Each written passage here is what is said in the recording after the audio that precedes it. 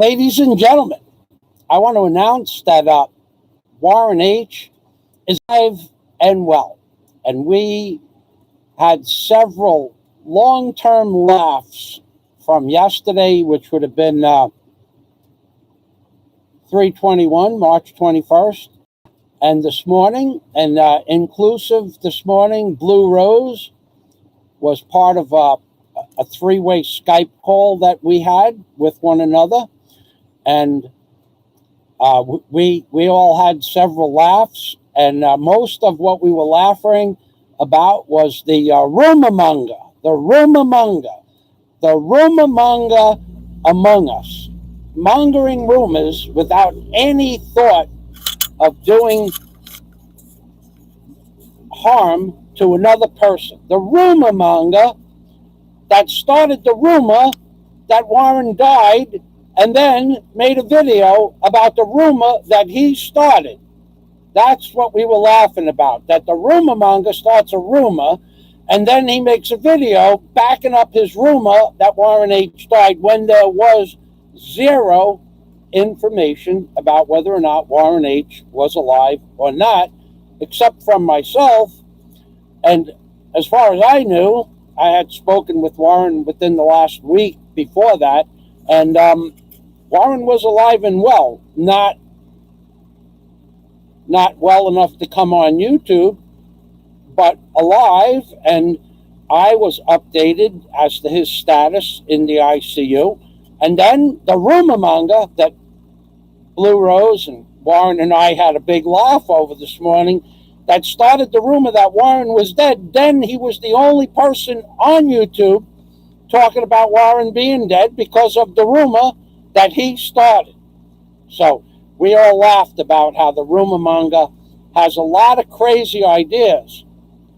And we laughed for a solid, 3 or 4 minutes about the rumor monger himself. So anyway, let's give you an update as to where Warren is and what's Warren doing. Warren has been in the ICU since November. Well, no, he's been in the hospital since November. Somewhere around a little bit after the 5th of November, he went into the hospital and he was in and out for a while. Then come December 20th or thereabouts, since December 20th, he has been in the ICU all of that time for 3 months now. It's going on 3 months. He's been in the ICU except for a few short reprieves from the ICU.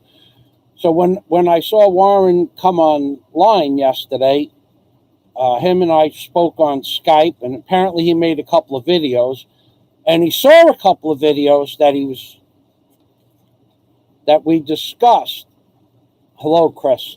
Listen, Chris, I made it really clear in my last live stream that I know that you are a member of my Patreon community, and thanks for that, but I'm not going to be reading comments from anybody, pretty much, like insignificant comments. So I'll say hello to you and thank you for your patronage in Patreon. I know that some people can afford it and some can't, and the people that can afford it, that I've helped out consistently and for a year and a half, giving them shout outs for their businesses and for their channels. And when I go to their channel, they don't have a single liked video of mine on their channel, or a single, when it comes to recommending channels, they have some nonsense channels, rap music or, country music channels that they recommend, but not my channel. Nobody is none of their questions, none of their comments are going to get, answered. So I know that you're a nice man, Chris. There's no doubt about that. And I understand that the economy is not well for some people, but for the people who the economy did not affect, and you still do what you did, those two people I mentioned in my previous live stream, I don't want to hear your voice. I don't want to see comments. I don't really want to see mail from you. Not interested. Thank you very much. Okay? I've helped you a lot. I've given you hundreds of hours of entertainment, and you people who have money who have a lot of money, have houses here, have houses there, have 2 motorcycles, 2 snowmobiles, 5 tow trucks with men working maybe 24/7, or have contracts to do tow jobs for the city that you live in, and $3 a month was too much for you, take a walk. I'm not interested in any apology. I'm not interested in you coming back onto my Patreon community. I'm just interested in you disappearing. Thank you. So let's see. Big Kevin is a perfect example of a man who helps other YouTubers. Okay? Big Kevin is the person that I'm talking about. Big Kevin, when he likes another channel, he gives them a shout out. That's all he can do. He doesn't have to donate money, but he can give them a shout out. And he does that to my channel often. Dennis Adam, another major contributor in many ways to my channel. And the wordsmith, come on. The wordsmith, look at the stuff he put. I don't even know what he said, but if it's long, it's wordsmithing. So those people that I mentioned in my previous live stream, you think I'm kidding you? No. I had one man disrespect me to the point that he said he was coming to the Philippines. And then he guaranteed he was coming to the Philippines. And I even offered him money to buy what I wanted him to bring to the Philippines. He said, we'll work that out later on, or we didn't talk about it. He knew he was going to get his money. I said that in an email. I sent him hundreds of hours of videos that normally the average person. And you know what? When I asked him when he's coming to the Philippines, he didn't answer me. When I asked him when he's coming to the Philippines again, he didn't answer me. I went out of my way to talk to one of the world's most famous people, which I would have to request personally, go to his house to get an interview with that man. Otherwise, he doesn't meet people. Now, he's my friend, but in order for me to bring a stranger into his house, I had to get special permission. And I did that. And you know how this fella repaid me? When I said, when are you coming to the Philippines? Not 1 email, not 2 emails, not 3 emails, not 4 emails, not 5 times, not 6 times on his channel. He doesn't answer me. Showed me no respect. So this morning, I gave Passport TV 0 respect in return. When I asked him for specific information and he gave me no information, he showed me 0 respect. So I gave Passport TV 0 respect. And the same goes for Sasha. Okay? Thank you very much for being my so-called YouTube friends. You're not allowed to come back on my channel. I did block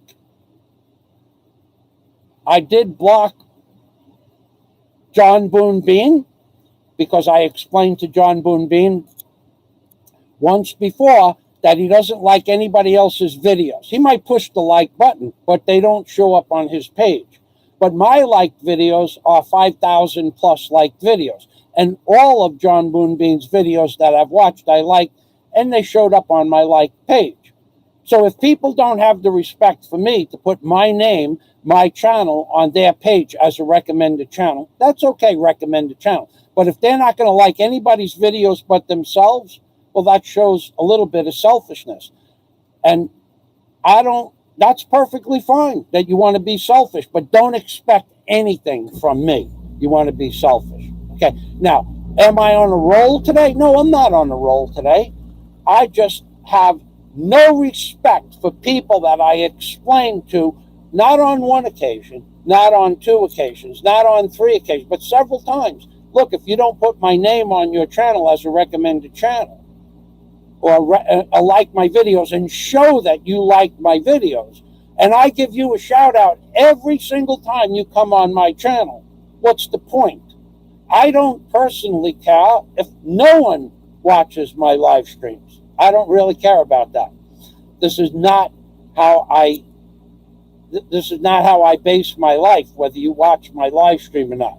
Now, there are people on here that have been my friend, but the people that I gotta tell you, when Passport didn't answer my question, when are you coming to the Philippines? After we agreed that we were going to meet, after I spent hours over at one of the world's most famous people's houses, and he didn't respond. That's a smack in the face. He's supposed to be my friend and he won't answer a question. Passport TV is blocked forever.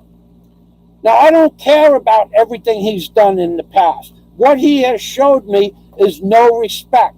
So now, in return, I showed him no respect. In kind. No respect to Michael Fazio, no respect for Passport TV. And I don't care which one of my friends remains friends with Passport TV. That's none of my business.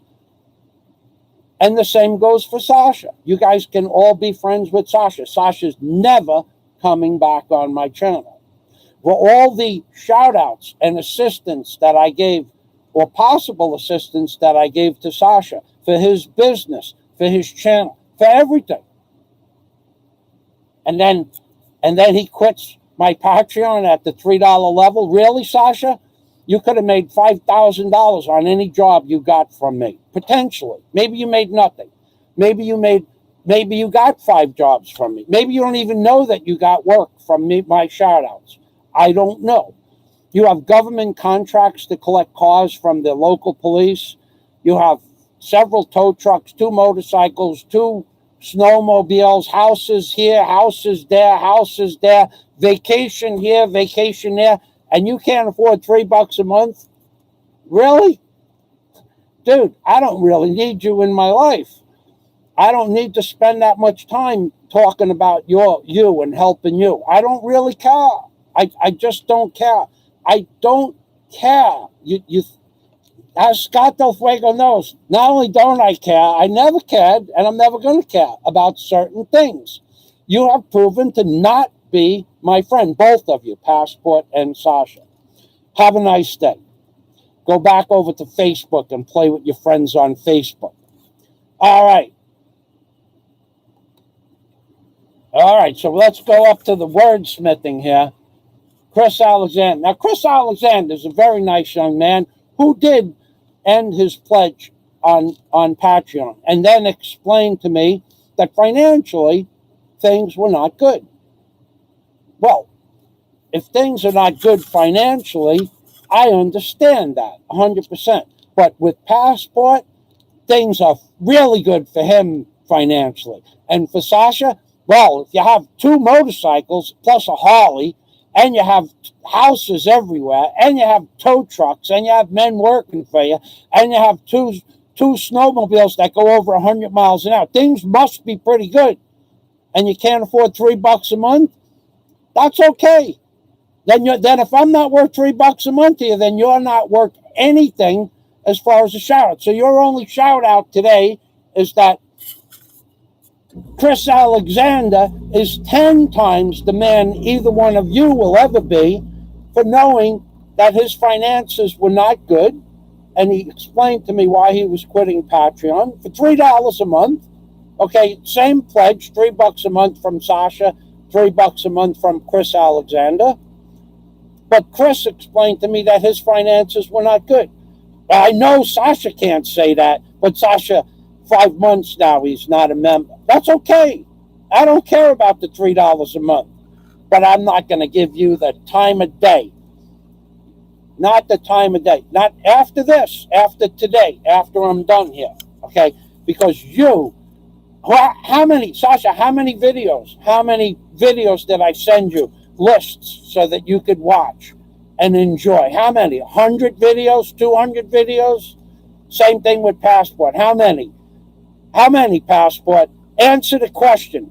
Get on here right now before I block you, because I'm going to block you. I just haven't gotten around to it. Get on here right now and tell everybody how many hundreds of videos that you have that I sent you so that you don't have to go looking for my videos. Get on here right now and tell everybody how many hours of entertainment I have given you. And what have you given me? Nothing.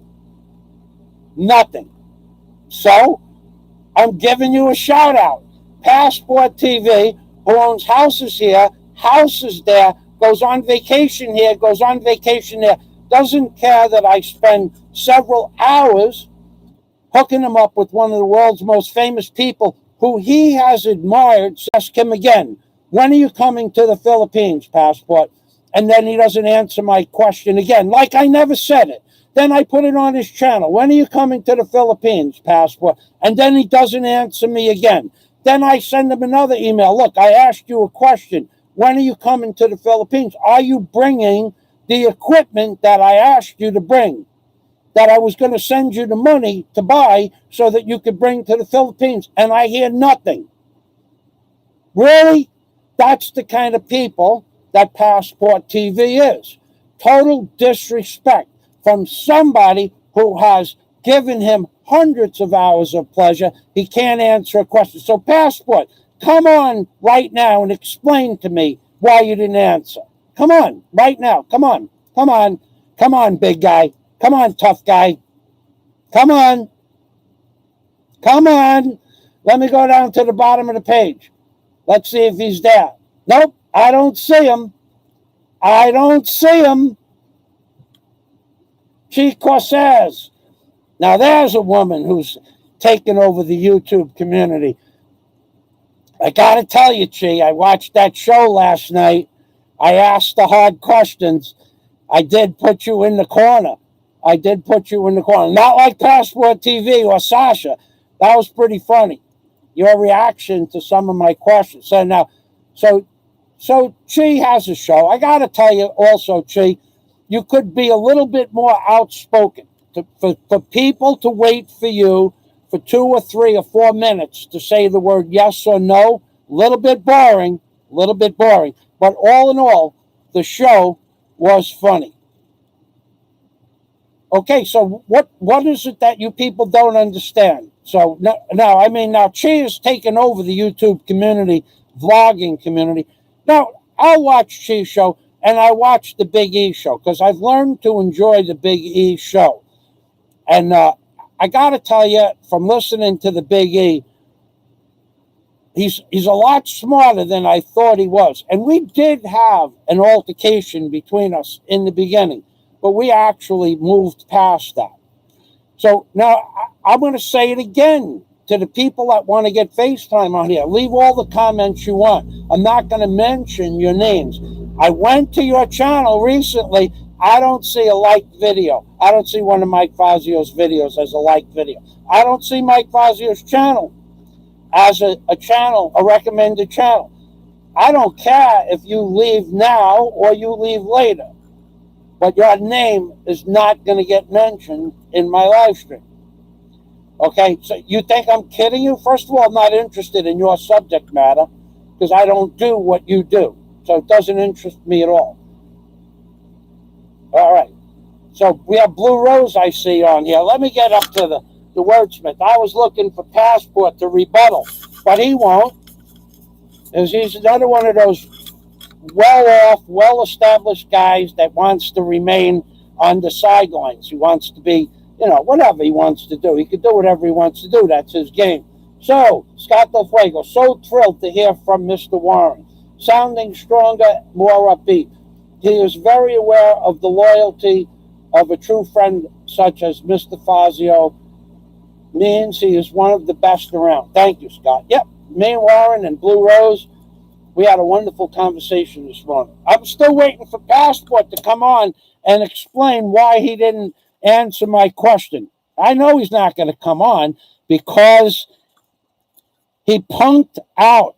He punked out when things got a little bit hot around the ears. He punked out. All that tough guy stuff, all that blah, blah, blah, all that stuff. He was running about this and running about that, and he punked out. Do you see him on YouTube anymore? No, because he's afraid. He's afraid of that guy that's going to kick sand in Big E's face. That's what I heard. There's a guy on YouTube that's going to kick sand in Big E's face. That's what I heard. Just yesterday, I was talking to Warren, And Warren explained to me that he saw a video that there's a guy on YouTube that's going to kick sand in Big E's face. Ha! That I want to see. But I want to make a video of that as well. I want to see that man walk up to Big E on the beach and kick sand in his face. Warren said it was going to happen. I didn't see the video, but I want to see that guy kick sand in Big E's face. That's what I want. And I want to make a video. I want to take this little GoPro camera here. I want to take the GoPro and make a video of Big E sitting down having like a barbecue or a pina colada or some, a beer or whatever on the beach. And I want to see that man, slip of the tongue. I want to see that man, another slip of the tongue. I want to see that guy kick sand in Big E's face. That's what I want to see. I'm looking forward to seeing that. I got to tell you, I think it's going to be a barrel of laughs. I think that is going to be one of the funniest videos because I got to tell you, this is not my idea. But Warren, this is Warren's idea. Let me go through some comments and I'll tell you Warren's idea. If that guy walks up to Big E and kicks sand in his face, Warren said, I don't know if I should say, let me think about if I should say what Warren said. Maybe I'll have Warren say it. So Dennis Adams said, hello, Michael. And Big Kevin, big shout out to Big Kevin. Big Kevin has got a love interest. That guy calls Big Kevin's love interest the floating head, but her real name and place of birth is Brazil. And Big Kevin, if you want to put her real name on there, you're welcome to do so.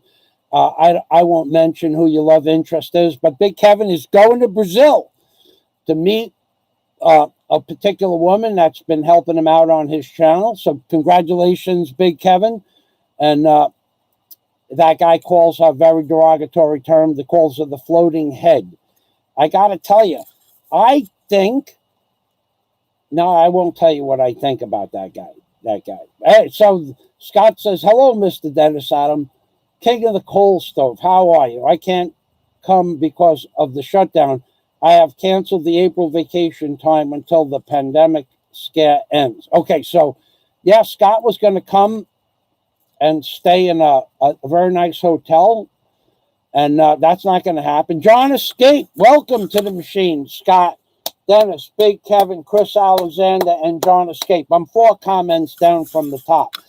All right, so we have a lot of people. Warren H is here. Warren, do you want to come on and tell people what they should do if that guy kicks sand in Big E's face? You want me to give you a call? Hold on. I'm sorry, Warren. I didn't see you. All right, so let me see if we can get Warren on.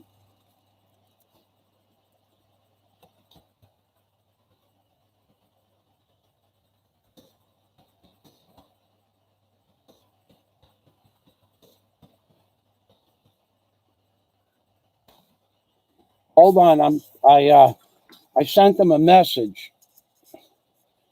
All right, so let's see if we get Warren on here. I'm calling now. Skype is slow because I have other stuff working.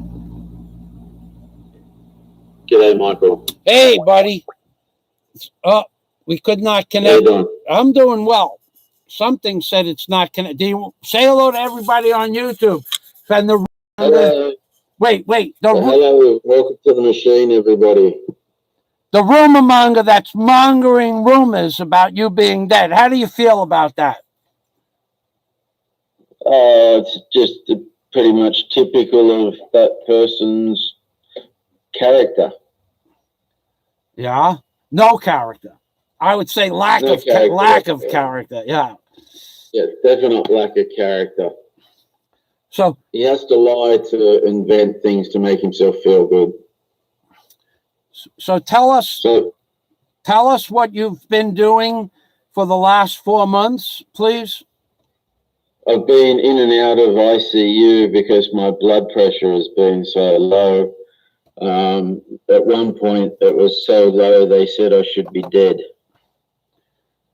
Oh, please don't say that, because the rumor monger will be mongering rumors like a fishmonger on the streets of New York. If you say that. Oh yeah. Oh yeah. So what other rumors have you heard that the rumor monger is spreading? Something about kicking sand in a guy's name's Big E. I don't know who this guy is, but he was going to kick sand in his face if he went to his island. And my idea is if that happens, somebody should push him down and then everybody should sneeze on his face. Should do what? They should sneeze, achoo, on his face. You know, he is a known germaphobe. That might be considered attempted murder. No, I don't think so. Oh my God. So are we out of the ICU unit now for a while? Yeah, I'm not expected to ever have to go back to ICU unless, you know, things turn really bad. And so they've managed to get my blood pressure back up to near normal, which is good, because I was fainting all the time. And the worst thing about being in the ICU is I had to wear an adult nappy because I wasn't able to get up and move around, and that's the most humiliating thing.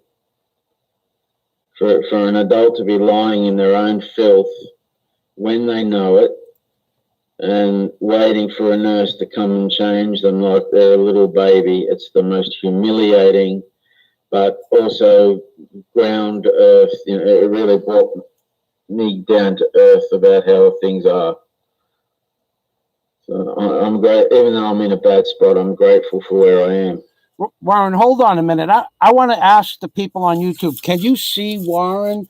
Because it's showing that the camera is not, wait, Warren, wait. It's showing that we could not get your selected camera. So I'm going to call you back, but I want to see, hold on, I'm going to call you back in 15 seconds.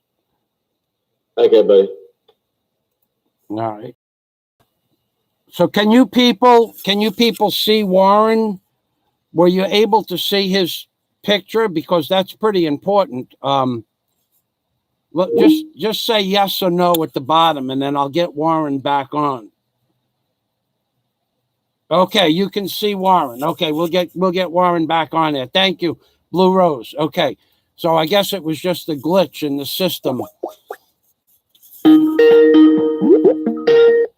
Hey, Michael. Yes, sir. Yes. Yeah, it's showing the same. They can see you perfectly well. So you were saying that the most embarrassing part of this is not being able to take care of your own personal hygiene. And as a man, and you are a man's man. Yeah. A man's man. That would be embarrassing. That, you know. Yeah, definitely was. So yeah, it was a very humbling experience, and I learned a lot from it. All right. So what are your plans? Are we still buying an airplane? Oh yeah, of course, yeah. And you know, I was thinking, you know, maybe 7 or 8 stories on the hotel. I can go up 6. I have plans for 6. Yeah. Okay. Well, 6. So that's enough. Then you could have the Warren H. Foundation could be on the 5th floor. I'm happy with the Warren H. Pavilion. Warren H. Well, the foundation, the pavilion would be the 2nd floor. We'll have the Warren H. Foundation on the 5th floor. Right. Okay. All right. Yeah, that sounds good. For honored guests and dignitaries from other countries, they could come and enjoy the view from the Warren H. Foundation headquarters. Yeah, and don't forget, as well as the airplane, we were going to buy a dive boat. Well, we need a boat. We need a dive boat. Yeah. Yeah, definitely. Yeah, definitely. And 2 jet skis. Yeah, definitely. Yeah, that would be very good. All right, so you heard it here first. As soon as Warren gets out of the hospital, we're building a hotel and airplanes to the beach, jet skis on the beach, and the Warren H. Pavilion for visiting dignitaries from other countries. Yep. Just one thing, folks. The airplane is going to have pontoons on it, so that we can take VIP guests out to very special dive spots, weather permitting. So it will be good.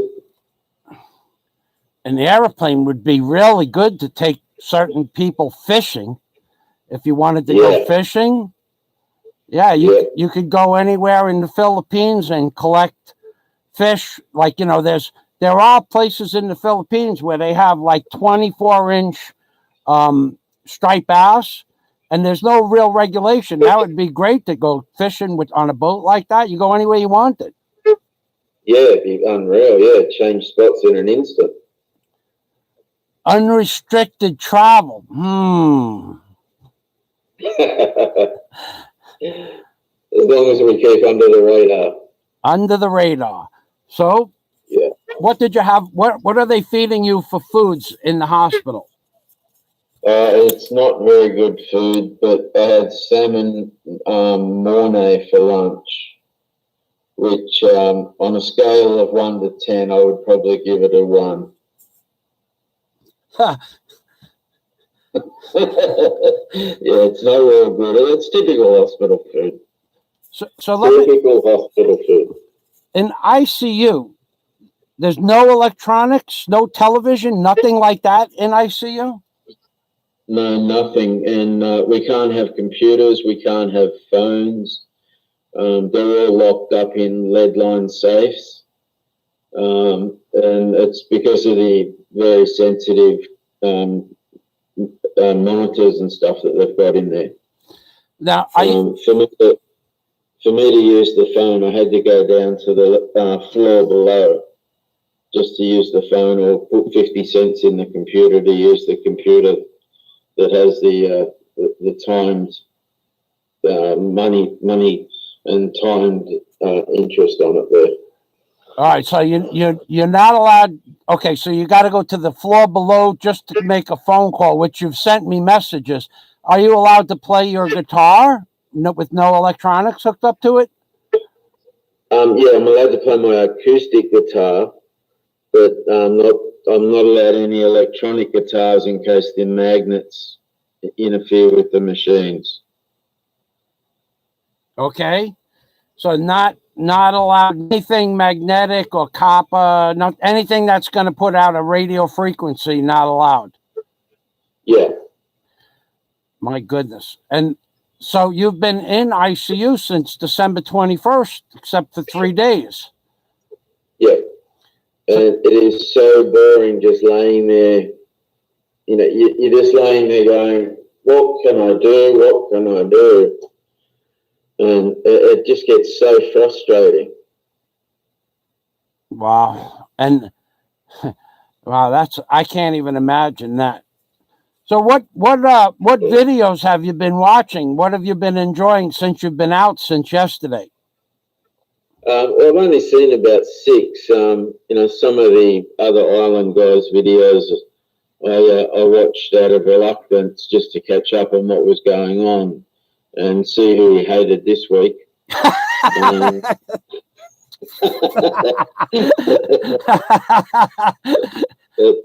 I'm slowly trying to catch up on your videos, and I've got to try and find this Big E's channel. Yeah, I'll give you a link for that. Yeah, that'd be good. So that's about it, really, other than watching a couple of movies. All right.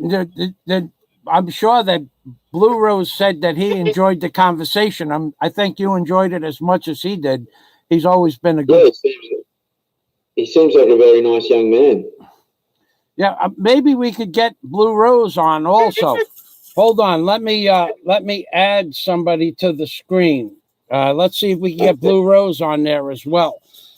All right. Blue Rose, I'm sorry. I forgot to add you before, but I'm going to put you on now if you're still there. Calling Blue Rose. I just want to give a shout out to all the friends here and say thank you very much for your prayers and thoughts. And, you know, somebody from the other island said that there's no friends on YouTube, but I've got a lot of friends here. And I feel very humbled and very lucky for that. Well, you said you got 1,300 messages. Yeah. Yeah, I've got to go through them all at some stage.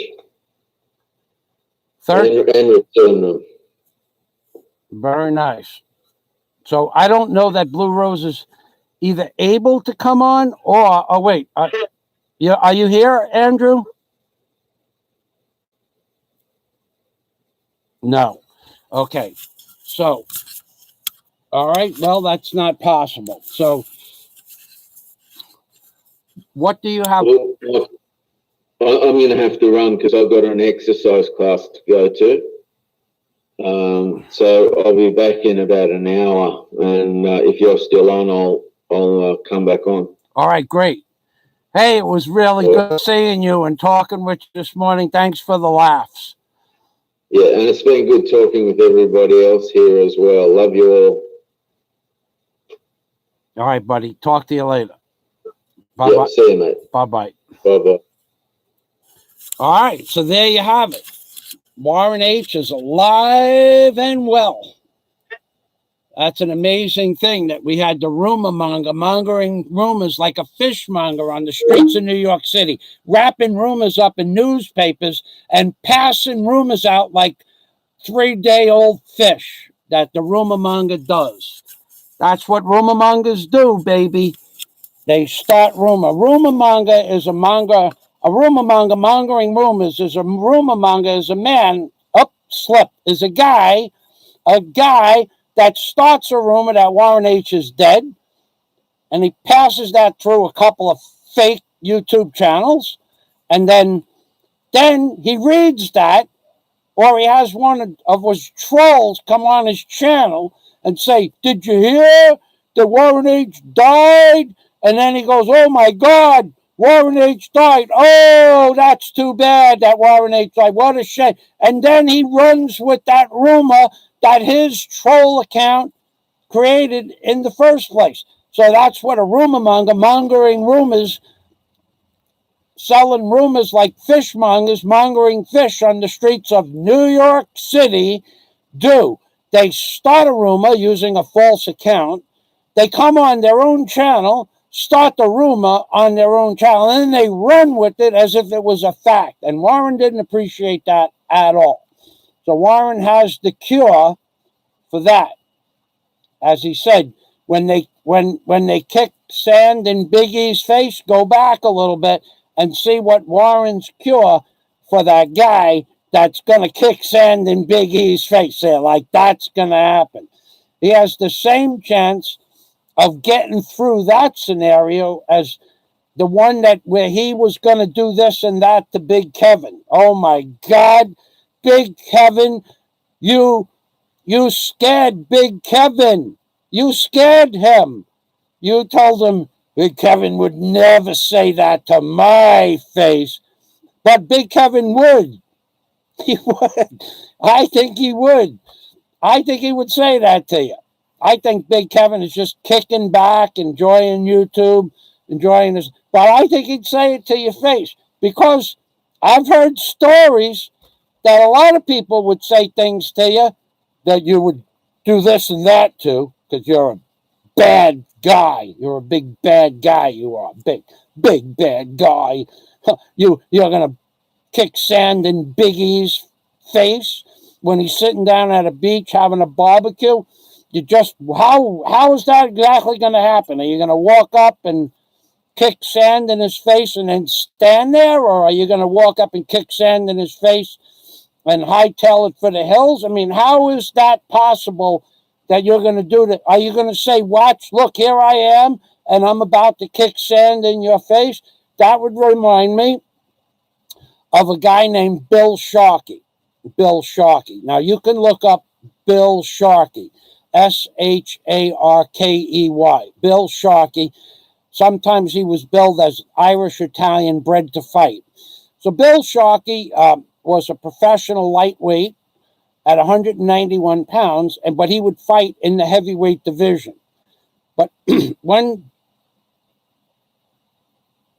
so you kicking sand in Big E's face reminds me of a story that Gene, we won't say his last name, Gene told me about John Miles, and Jimmy Bender. And Jimmy Bender had lost his leg in a skiing accident. But so Jimmy Bender, John Miles, and Bill Sharkey went camping when they were about 16 or 17 years old.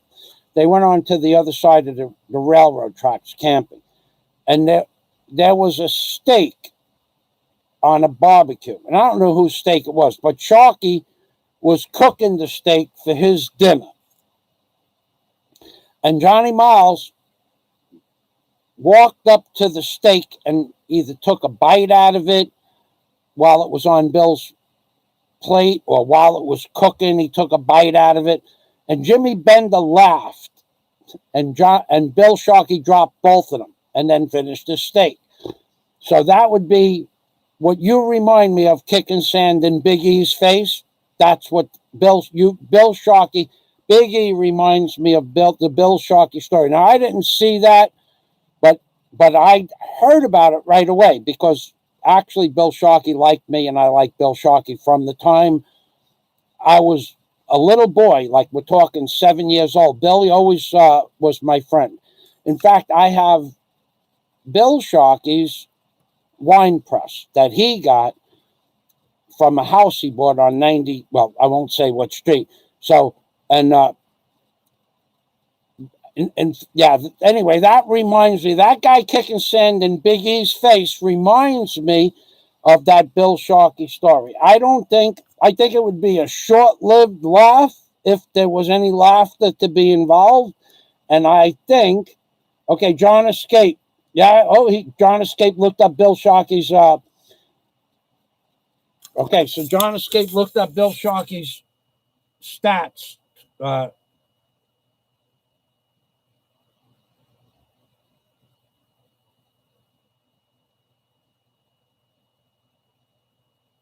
Yep, his name was Michael.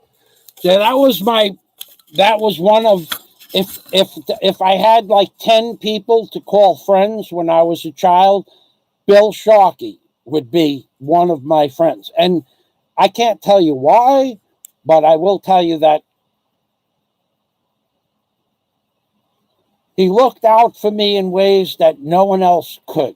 Okay, just let's leave it at that. So he was Irish and he was Italian, and he was always the toughest man in Queens, or where we grew up, Howard Beach. Nobody ever beat Bill Sharkey, not from the time he was like 15 years old. I don't think he ever lost a fight. He did come close to losing a fight with a guy that was a kickboxing champion from France behind Pizza City.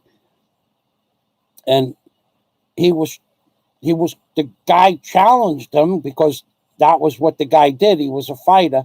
And Billy wanted to fight him, and Billy said, "Yeah, I'll fight you." And Billy liked fighting; he enjoyed it. That was his life, fighting. He would fight anybody at any time. Just say go. So this guy was beating him, and I wasn't there for that incident, but I was there. I worked at the Big Bow Wow down the block, and I heard Billy was getting his butt wiped in the parking lot of Pizza City. And by the time I got there, Billy had nailed him. One shot, done. So Bill Sharkey never lost a fight that I know of. So let's go back to the LaRue Seagrass. Now there's a woman I would always give a shout out to, LaRue Seagrass. She's a very religious woman who does live streams from the Philippines, and she's a she's a good orator. So LaRue, let's see if we get your channel link up on here. Okay, I can't put it up there. Somebody give me LaRue's channel link so we can get some people to go over to her channel. Dave K, we have a big shout out for Dave K. Dave K came from Big E's channel. I'm not, and said hello to me the last thing at 1:30 in the morning last night. Thanks for stopping by, Dave K. I do remember that. I was really tired. I got to tell you, I was tired. I went to bed at 6 o'clock last night. Then I woke up around 10 o'clock at night and stayed up till 1:30 in the morning. Went back to sleep till the solid 8 o'clock this morning. I woke up for a few minutes here and there. I had a good night's sleep. So Baggy Eyes, let's see, Baggy Eyes is here. Okay, so Baggy Eyes says he'll put on his New York hat backwards and stare him in the eyes. Oh my God. So Baggy Eyes says that guy is going to scare Big E by putting his hat on backwards. Oh my God. Oh my. And talking about hats. Oh my God. Oh my God. Oh my God. Oh my God. Look at this.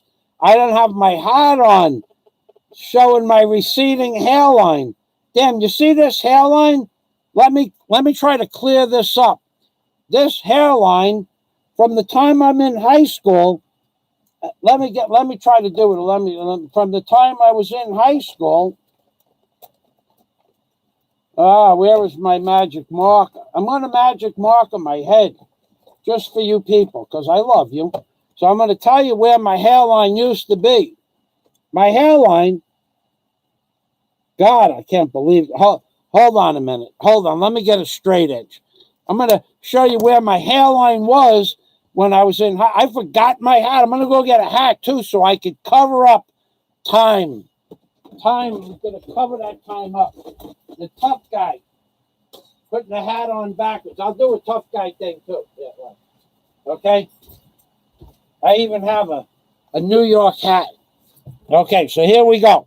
I'm going to take a marker and I'm going to show you how far back since high school my hairline went. Hold on, I got to get the glasses too. There's a lot of stuff I got to do here, you know. So here we go. All right, so we got the glasses.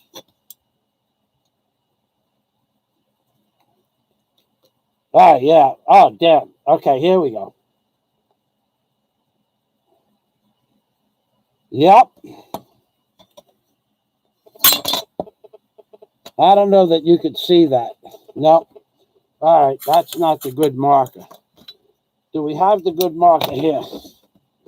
No, we don't. Oh, man. Do we have a red marker? Do we have a black marker? Yeah, we got black, baby. We're going to mark this bad boy out. The receding hairline. This is what happened since high school, baby. Since high school. Not quite that far. Yeah. That's good. Yeah, that's about how far back that bad boy went. 3/8 of an inch. About 3/8 of an inch. 50 years, and it's back 3/8 of an inch already. Let's see if we do the other side, too. Yeah, both sides looks pretty even.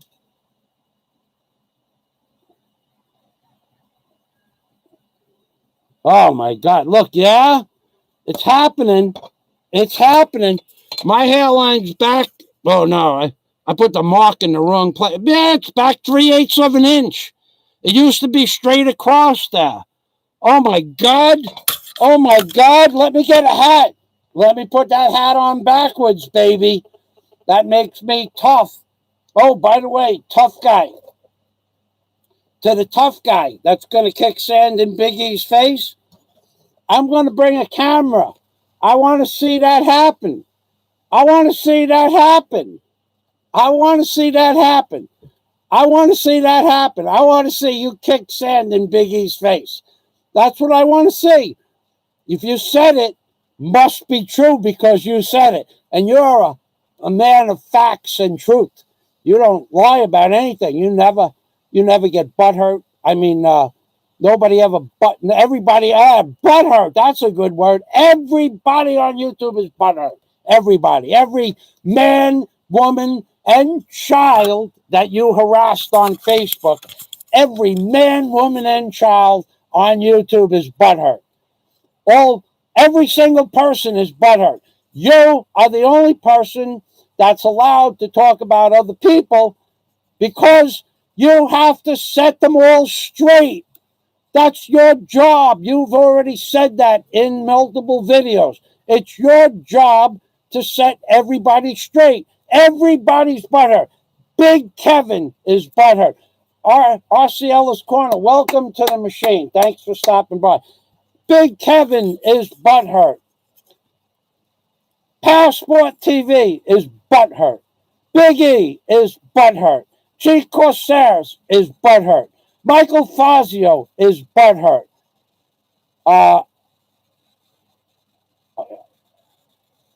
Everybody, Baggy Eyes is butthurt. Baggy Eyes never did anything. Everybody on YouTube is butthurt because of your truthful channel and factual statements that only you have the truth on YouTube. Only you can disseminate truth and facts because your channel is a channel of facts. Facts, ladies and gentlemen. Come to my channel and see the truth. And understand that Big Kevin is butthurt. Big E is butthurt. Chief Corsairs is butthurt. Michael Fazio is butthurt. Passport TV is butthurt. Pinoy Troll is butthurt. Everybody is butthurt. Every single person that anybody's ever heard your name or you've heard their name, everybody is butthurt. Everybody. Every single person. Every person that you ever met throughout your entire career on Facebook. Every woman that you ever dated. Every girlfriend you ever had. Every person that you ever worked with. Everybody is butthurt because of your facts and figures. And only you tell the truth. You are the only person disseminating truth on the internet. Everybody else is a fraud, is a liar, is something. There's something. They're either butthurt or they're jealous. Sometimes you attribute gayness to people that you perceive in your mind to be your enemy. You consider them to be of a gay or transgender nature. That's all inside your head that you think that this is true. None of this stuff is true. But according to you, you have the only factual channel on YouTube. That's amazing. That's amazing. I don't want to hide I'm proud it's only back 3/8 of it. And of course, you're the go-to channel, the man of the hour, the man who projects only the truth on YouTube. You're the man. You're the man, and such a real man you are. You've done so many things. You're a man. You're a man's man. I gotta give you credit. You're a man's man. The man of the hour. The man of the year. You are the man from the 70s. You're the man. You're my man. I love you, man. Like Cheech and Chong. And of course, you copy every innuendo of every other famous blogger's words of what they say on their page. If Big Kevin says something, you say it. If I say rainbows, flashing colors on my screen, then you copy that because you're the man. You're the man. You sing the thank you song because I sang the thank you song. I sang the thank you song. You sing the thank you song because you're the man. You're the man. You copy what other men do, and that makes you the man. You complain about my Patreon page. My Patreon page is one of the best Patreon pages of all time, of all peoples. Okay? I have 700 of some of the best comedy routines on the internet. from bloggers. And in fact, I have videos of me owning heavy equipment companies, backhoes, barges, cranes, tugboats, pile driving machines. But you're the man! You're the man! You drove a pressure washing truck. You're the man! You're the man! I own barges and cranes with pile drivers on them. But you're the man! Drove a pressure washing truck. You're the man! You're the man! And my Patreon page that you go, where does he think he got a Netflix channel? My channel is better than Netflix. And let me tell you why my channel is better than Netflix. My channel is better than Netflix because I am the person in the video doing the job in real life. These people that are on TV and in the movies, do you really think they do their own stunts? Do you think they're really walking on a ledge 100 stories up without a safety harness on? They don't do any of that stuff. They have other 4 or 5 other stuntmen doing that stuff. When you see me walking steel, that's me walking steel, not driving a pressure washer. I was in charge of a pressure washing truck. I was in charge of a pressure washing truck. I had 2 or 3 men that I said where to shoot the hose. I had a pressure washer. Let me tell you something, tough guy. I had an 8,000 PSI pressure washer that I used to have 2 men go out and wash decks down all day. I had a $9,000 a week payroll, something you never did. Tough guy, big shot, big tough guy, gonna kick sand in Big E's face. $9,000 a week. I had to collect that money from people that sometimes would tell you they didn't have the money, but they had to have the money. Let's get this straight. They needed to have the money when the job was done. So, but you drove a truck with a pressure washer and you told people what to shoot the water at. I had 20 people working for me at times. 20 people on the payroll. Sometimes I had 30 people coming in part-time. But you're a big man. You're a big man. You drove a pressure washing truck. Oh my God. Wow. Does that make you a businessman? Did you have a business license? No, you had no business license. You had no business license. You didn't have the license that said you know how to do business. You didn't have a tax ID number. No. You had none of that stuff. You worked for a governmental agency as another number on the books. You never had a barge. Did you ever go out and buy a barge? Did you ever go out and buy a crane, a land pile driving unit? Did you ever go out and buy a backhoe, a track hoe, a bobcat, a drill rig? Did you ever do anything? No, but you're the man. You're the man. Got your hat on backwards. You got that tough guy accent from New York thing going. Did you ever own a barge? Did you ever own an ocean racer? Did you ever own a brand new Cobra from the factory? No, but you're the man. You're the man because you drove a pressure washing truck. You're the man. Do you see the hypocrisy here? That you think that you are the greatest thing that ever hit YouTube? That you think that you're the man? Everybody else is butthurt. Every single person on YouTube is butthurt because you tell the truth. Everybody. You have never had a single friend on YouTube. You have never had a single person watch your videos that has a real channel, real people, real channel, that you've talked to them on Skype and communicated with them through the mail. You've never done any of that, but you're the man. You're the man. You're the man. I got to tell you, let me sing the thank you song.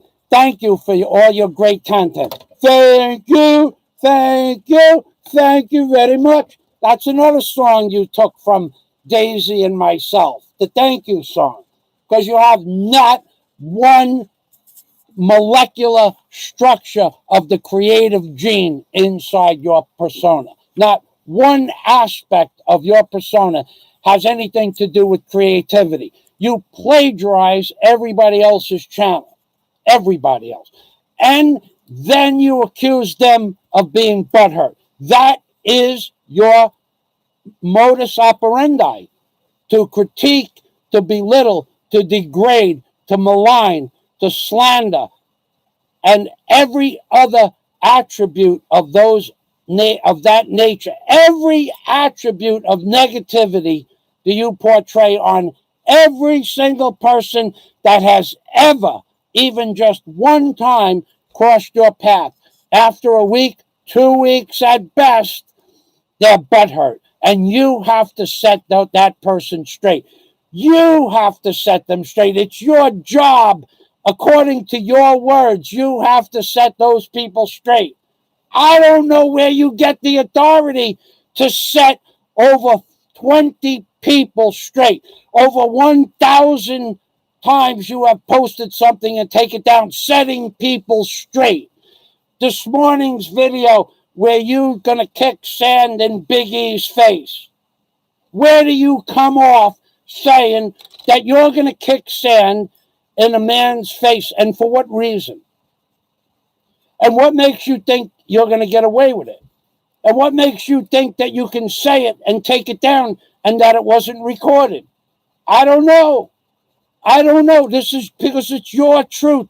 Anything that is inside your head for that moment at that time becomes reality. But is it really reality? Are you really going to kick sand in Big E's face? That's a question. That's a big question. You're going to kick sand. And what is Big E going to be doing when you kick sand in his face? What do you think he's going to do? Think he's going to say, oh my God, there's the truth sayer. If he kicks sand in my face, it must be because I need to have sand kicked in my face. The man of the hour, the man of truth, the man who plagiarizes everybody else's little innuendos that they put on their channel, the man who can't disseminate a lie. There's no possible way that man ever made a mistake, ever. Not a single mistake. Never has he ever backed down. Never has he admitted that he's made a mistake. Oh, if I said something that hurt, always with the sarcasm. If I said something that hurt your feelings, well, I'm sorry. Well, you only say that because somebody else told you to say it. You don't mean it. You've never meant any of those apologies. And in fact, if you were a real man, then you wouldn't have to apologize because you would know the difference not to say certain things about. So you should never. I have video recordings of you saying, don't ever talk about a man's wife. Don't ever talk about their children. Don't talk about a man. And what do? Rumor has it that you've done that in the past.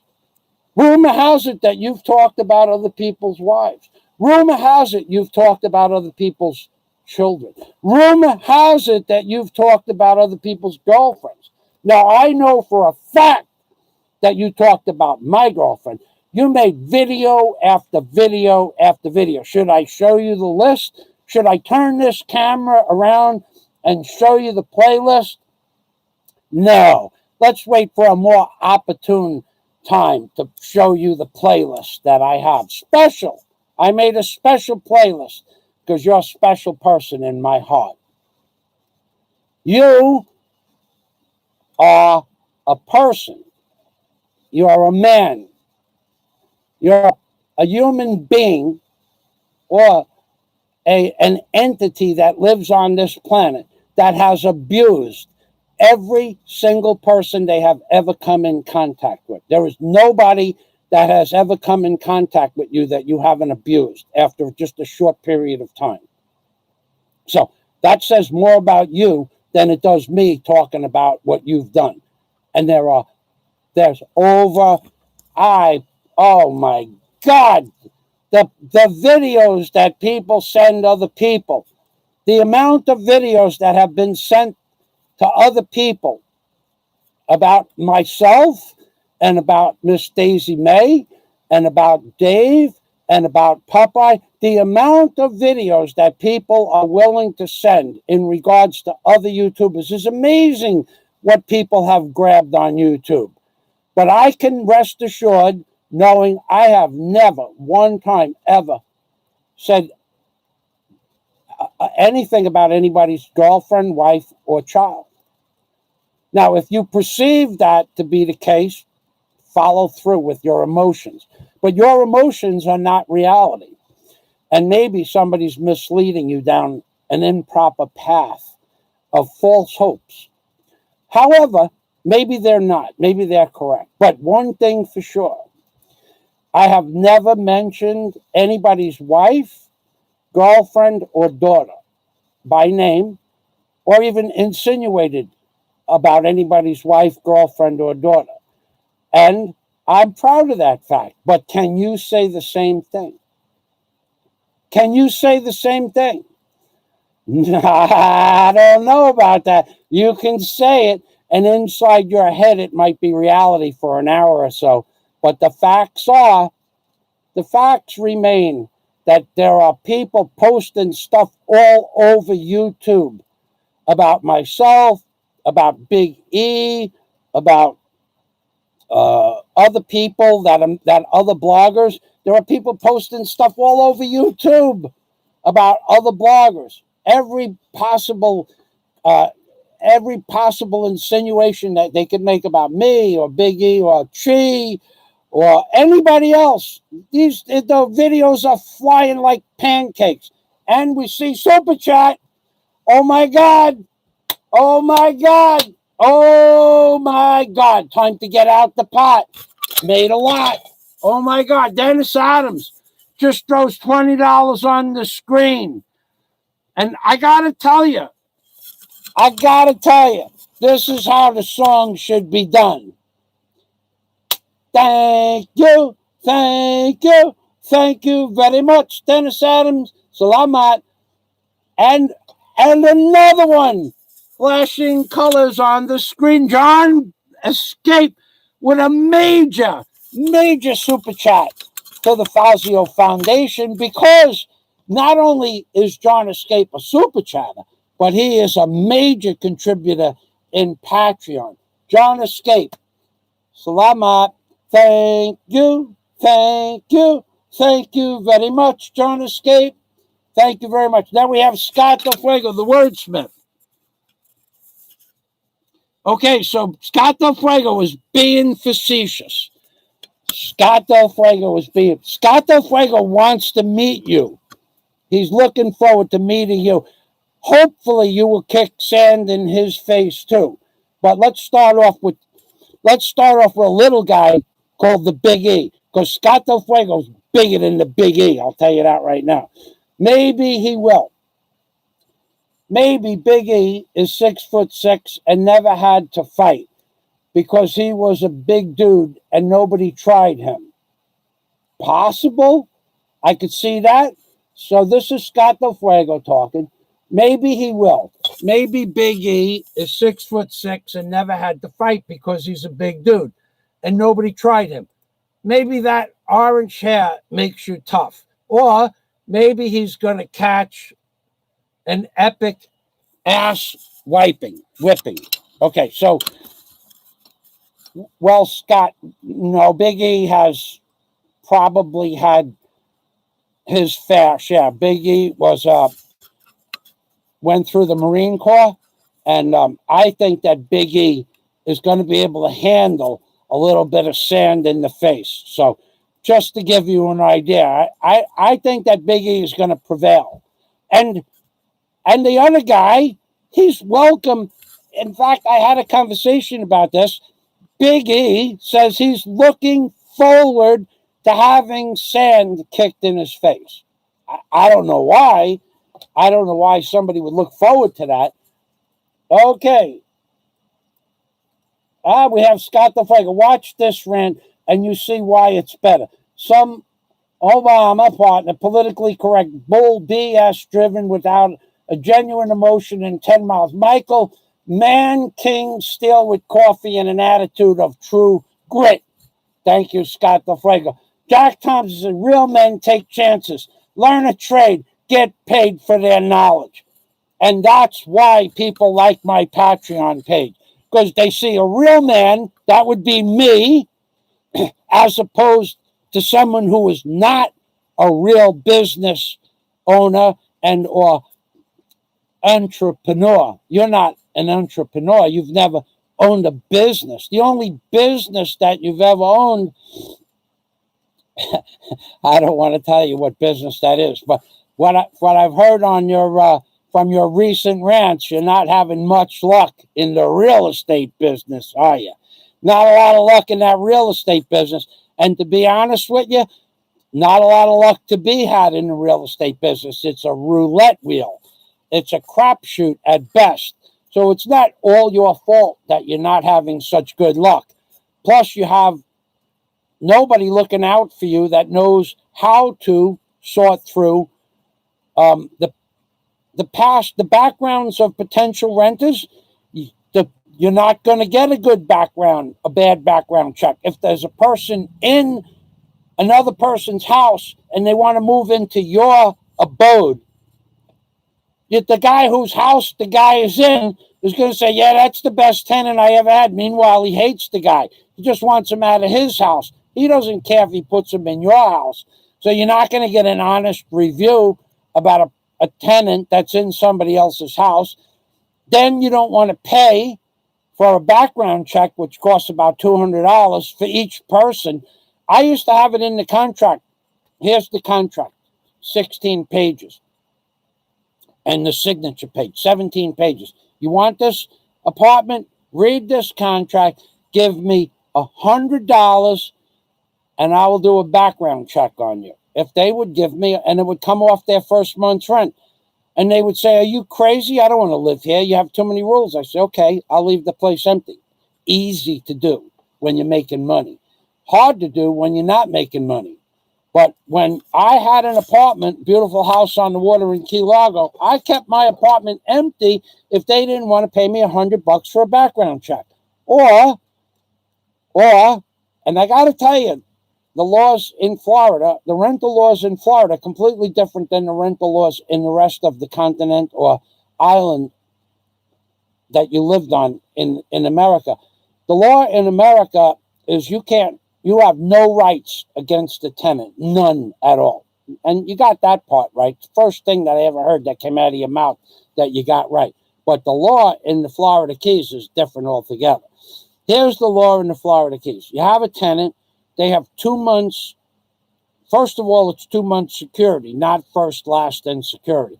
So if you're stupid enough to take first, last, and security, then you're stupid enough to get screwed by your tenant. You take rent and you take 2 months security. You don't take anything less than 2 months security. Here's the law in the Florida Keys. After the first of the month, within 72 hours, you can file for late rental payment. So now you're at the 4th of the month, the 4th. You go straight to the police station, file that the tenant didn't pay you rent, even though they have 2 months security. That day, the paper goes to the judge. The judge signs a petition. That day, you go back the next day, you pick up a paper, you slap it on their door. You owe me this month's rent. You have 14 days, not 14 business days, 14 days to vacate the premises or pay me the rent plus a $200 late fee. If you don't pay me the rent plus a $200 late fee in 14 days, not me, not a moving company, the police come with deputies and they carry your stuff out with people that I hire. They're on the premises and they take your stuff from your apartment and put it on the street. 2 weeks and 3 days. But that's not like that in that other island. So that's the only thing I ever heard that you got right. It's hard to get a tenant. Anything else I've ever heard from you is all hearsay, subterfuge, butthurt. He's butthurt. He's butthurt. She's butthurt. They're butthurt. I only had to rebuttal that because he's butthurt. He's but. She's but. Everybody that you ever met in your entire history of YouTube, Facebook, everybody is butthurt. How is it possible that you have problems with so many people? Bang the pot.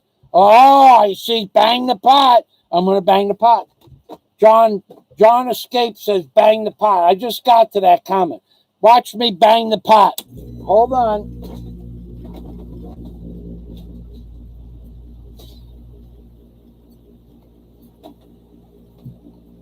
And you guys know that this is the pot.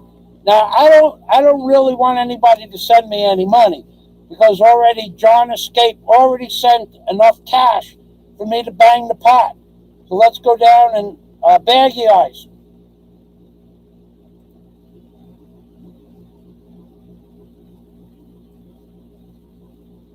Jack Thompson. I can't see the comments. I can see the names. Oh my God. Scott Michael is firing on all cylinders. This is a Detroit diesel black smoke. Right, we took off the governor on this one, baby. We took the governor off. Smoke from the stack, screening pulse from red hot cylinders, 500 horsepower, American steel on a 4-lane road, rant. Well, it's long overdue, considering I gotta hear this guy telling everybody how he's going to do this and do that to Big E. Why is he going to do this and do that to Big E? What did Big E ever do to him? What did he ever do to him?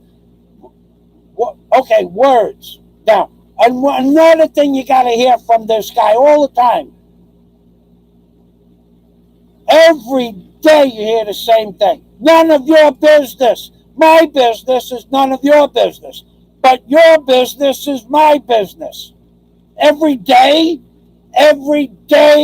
for a year and a half, what I do is none of your business, but what you do, I have to put it all over the internet.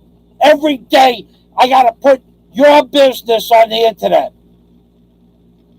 Daisy May and I separated. I got to hear this for 4 months, how he's the only person that knows that Daisy May and I separated. And he has to post that Daisy May and I broke up. When myself and Daisy May agreed that we would keep it quiet so she could go about her life and I could go about my life. But no, that wasn't good enough for that guy. That guy had to post garbage all over YouTube for 4 months. 5 months. Why? Because what I do is none of your business, that's why, but what you do is everybody's business, and it's my job to disseminate your private life on YouTube. And even if I get it wrong, it's still my job and my right to be able to say anything I want about you, but you can't say anything about me. That's what you're dealing with here. You're dealing with a man that believes it's his right to disseminate any aspect of anything, truthful or not, about everybody else on the internet, but you're not allowed to say one word about his past, present, or future. Why? Why is that fair? Tell me why that's fair. Not fair. It's not even reasonable. It's not even logical.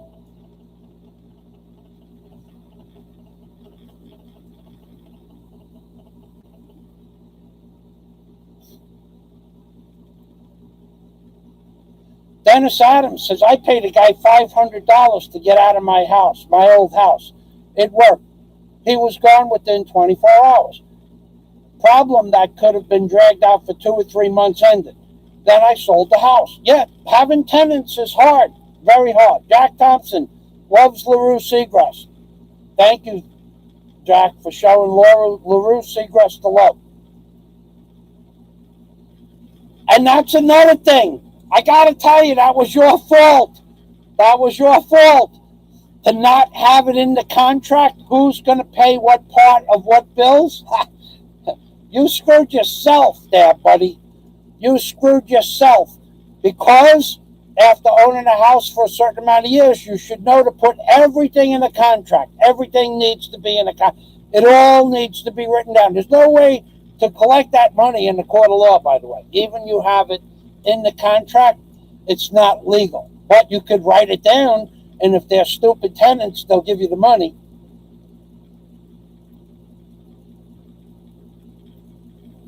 Two Bears is here. I saw you on Chi's show last night, Two Bears. I know you asked me to go on Chi's show, but I'm very shy, so I try to stay off other people's channel. Plus, I had things to say about somebody that probably they wouldn't have liked if I said that. Wasn't bad things. I mean,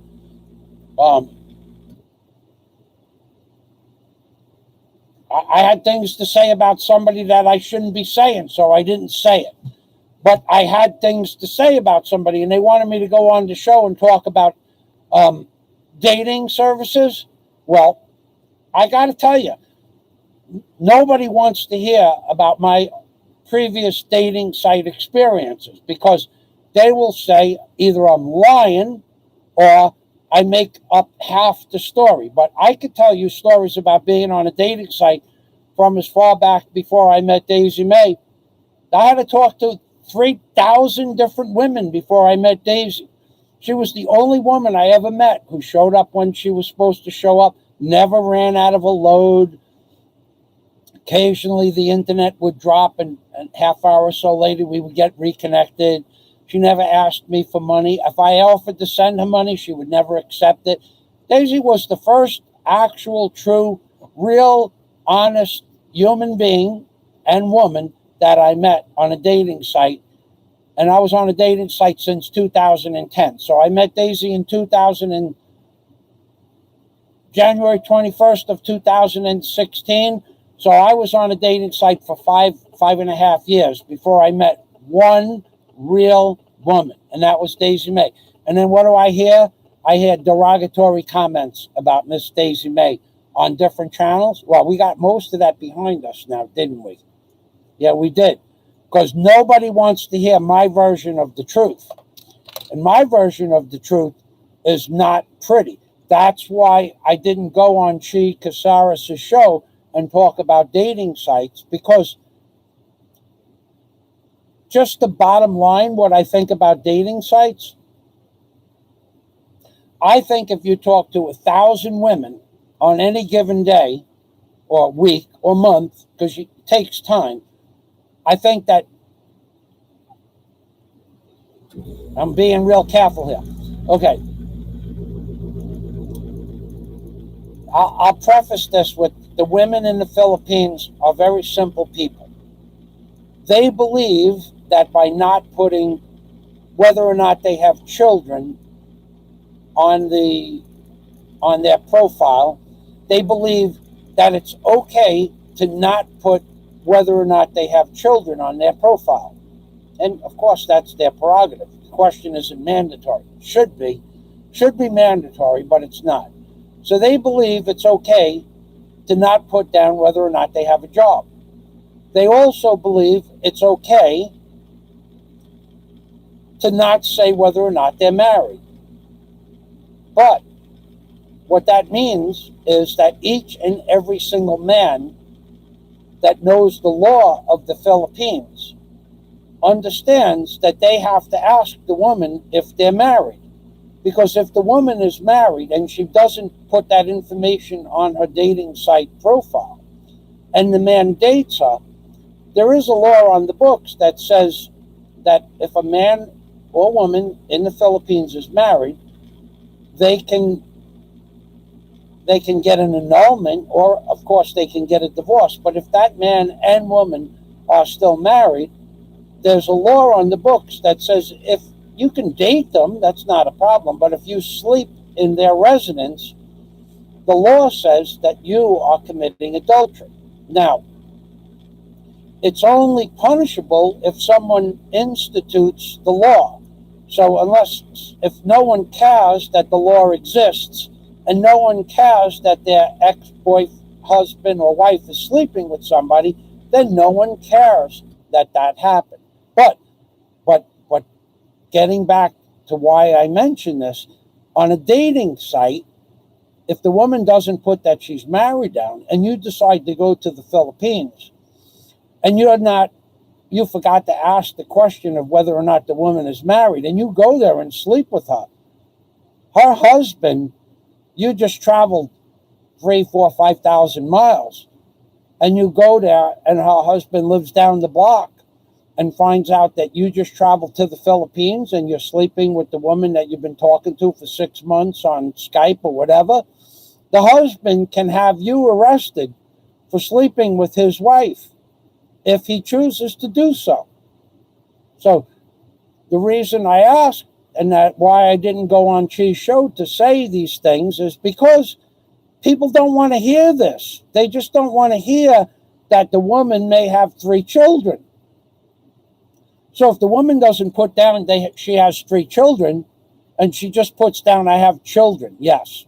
Okay. How many? And the guy doesn't ask how many children she has, and the guy comes from America and finds out she has 3 children, 4 children, 5 children living with a grandmother or father or whoever.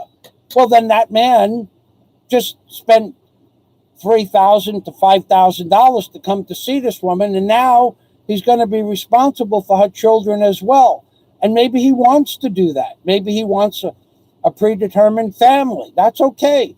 But if the man didn't ask how many children you have and just let that slide because he wants to meet the woman, that's his fault for coming to the Philippines and not knowing how many children she has.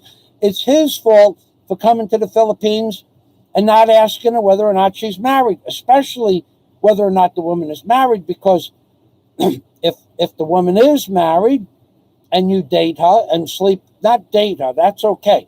But if you sleep in her abode and the husband is upset about this for some reason, the husband can have you arrested, and that's the law in the Philippines. And the same, if the woman finds out the husband is sleeping with another man, she in turn can have that other woman arrested. That's the law. Now, if no one cares, no one cares. But I didn't want to say that on Chi's show. But the women that I met on the dating sites, one that I came here to meet had 3 children, although she said she didn't have children. But the children lived with her grandmother. So she said, oh, I don't have any children. They live with my grandmother. Well, that's, I just came from America, and you were one of like 2 or 3 different women that I wanted to meet, and you have children, but you said you didn't have children. That's what dating sites are.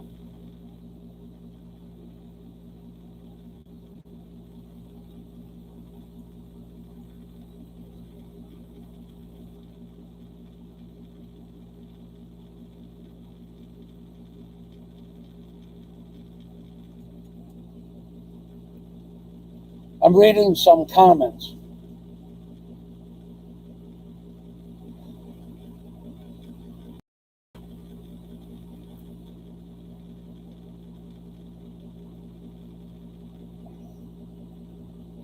LaRue Seagrass says, I only understand the people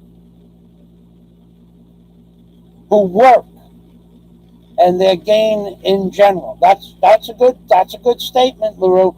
She only understands people that work for a living, not the people that are on assistance or anything like that, because LaRue's a worker. So she relates to people that work. Well, we see Super Chat. I didn't even bang the pot. Let's see where we got this Super Chat thing going here. RCL's Corner. Oh, my God. We have a subscriber from Chi and Big E's channel, and a woman who will attest to the fact that Big E is one of her favorite people in life, because as an employee of 6 years of Big E. See, now Big E is an employer, a businessman. RCL worked with or for Big E in some capacity for 6 years. And she's still friends with the man after their business partnership ended, or after her job ended with Big E. I think that's what happened. So Osceola's Corner is an attestment Osceola's Corner is an attestament to the fact that Big E had employees, and his employees still are friends with him years after the fact. So we're going to sing for Osceola's Corner. We're going to sing the special song, Osceola's Corner. I did say goodnight to you on Cheese live stream last night. I hope you saw that. But we're going to say, thank you, thank you, thank you very much, Osceola's Corner. Salamat. And next month, Osceola's Corner is going to be one of the people that is going to have the ability to videotape that guy kicking sand in Big E's face. Oh my God, oh my God, oh my God. Oh my God, what a day that would be when Osceola's Corner can post a video of that guy kicking sand in Big E's face. Oh my God. Welcome to the machine. Now, Osceola's Corner, she doesn't have content on her channel. She explained why last week, if she wants to explain why again, but she has her reasons. But thank you very much. And she is an avid friend of Big E and Chico Saris. Now, let me go back to the Big E scenario. Let's talk about Big E for a minute. First, we're going to bang the pot. But John said bang the pot. Dennis, I know, wants me to bang the pot. And Osceola, this is the pot that makes everybody smile. Watch this. Ready? Thank you. Thank you. Thank you very much. Osceola's Corner. Osceola's Corner. Osceola's Corner. And Osceola, she explained why she doesn't have content. Now, let's go back to the Big E topic, but let's talk about John Escape. Thank you. Thank you. Thank you very much, John Escape. Salamat. And Dennis Adams. Thank you. Thank you. Thank you very much, Dennis Adams. Money. Salamat. Dennis Adams. So let's talk about Big E for a while. Let's talk about Big E for a while. Let's talk about now. First thing I'm going to talk about Big E is, oh my God, sing again. Scott Del Fuego comes in. You must rely to the pots. Well, wait a second, I can't see. Today's a bad day. I haven't had any salt or sugar either. You must rely to the pot's sharp cry. You must rely to the sharp pot's whoa. You must rely to the sharp. You must rely to the pot's sharp cry, says Scott Del Fuego. The pot is crying. It's the money pot. Thank you. Thank you. Thank you very much. Scott Del Fuego, salamat. So let's talk about Big E, because I know there's going to be a rebuttal. I know that somebody's going to rebuttal. Fazio had his problem with Big. Yeah, I did. I had a problem with Big E. I did. I absolutely had a problem with Big E. About 3 months ago, I guess it's going back 3 months, Big E came on to my channel and made so many comments that I believed he was trying to take over my live stream. So I blocked him. And that's not a problem. I do that with anybody. However, then he said, maybe he missed the comment. I don't know. Maybe he missed it altogether. Maybe he missed what I said. Maybe when I blocked him, he didn't listen to the rest of my live stream. I don't know, and I don't care. So then he said that I blocked him because he said hello. And he did say hello in the beginning of the live stream. Maybe he never got to where I blocked him because he mentioned another person's name on my channel. That's not allowed. So And I was pretty adamant about that, telling him that we would have to get that straightened out before he could come back on my channel. And you know what? Like men, we spoke with each other and we got it straightened out. That's what men do. Because, and then we've never had a problem since. I go on and watch his live streams. Some of them are funny. Some of them are hilarious. Some of them are a little bit over the top. Like last night when he did a live stream on dating. And when I say over the top, I mean the point of the questions was not addressed in a proper amount of time. I think that's over the top, like waiting for somebody to answer a question, waiting for 5 minutes to somebody say yes or no. For me, I find that not so interesting, over the top, boring. But I watched it because I was up and I was cooking spaghetti sauce at 1 o'clock in the morning. So I watched it, but to me it was over the top. I don't want to sit there and wait 5 minutes for somebody to giggle and laugh and to say yes or no. Okay, I don't want to wait 5 minutes. So to me, that's too much drawn out time. Would I do that if I was sitting in front of the computer? No, I wouldn't do it. But then when I sat down, I asked a few questions, and the questions were answered. So he actually puts on quite an intelligent live stream. Big E.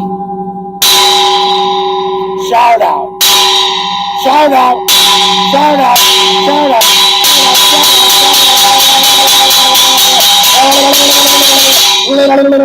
Big E. G. Corsaris. John Escape. Dr. Fuego. Dennis Adams. That's always karma.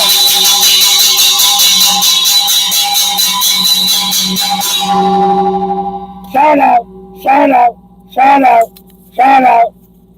That part doesn't bother me. But I would suggest that in the future, if Big E does an interview, to try, and he was coaxing Chi to answer the questions immediately. So as an entertainer, I got to tell you, as an interviewer, Big E is very good on that. I don't know why he has a natural ability to interview people. The woman he interviewed on the street who had 6 children that she put through college, it was an excellent interview. Now, and the woman, it was a dramatic interview that put 6 kids through the house, never took a vacation, had to give her children half food rations so that she could pay for the schooling for all the children. It was an emotional and excellent #1 grade A interviewer. For somebody that doesn't do it, got to give them AAAs. Okay. Now, he did an interview with a guy named Gio the other night, who has been a nurse for so many years. You would think the man was a little bit more articulate with his answers. And his interview with Gio, in my opinion, was not so good. He was an excellent interviewer, but Gio was not a good interviewee, in my opinion. One reason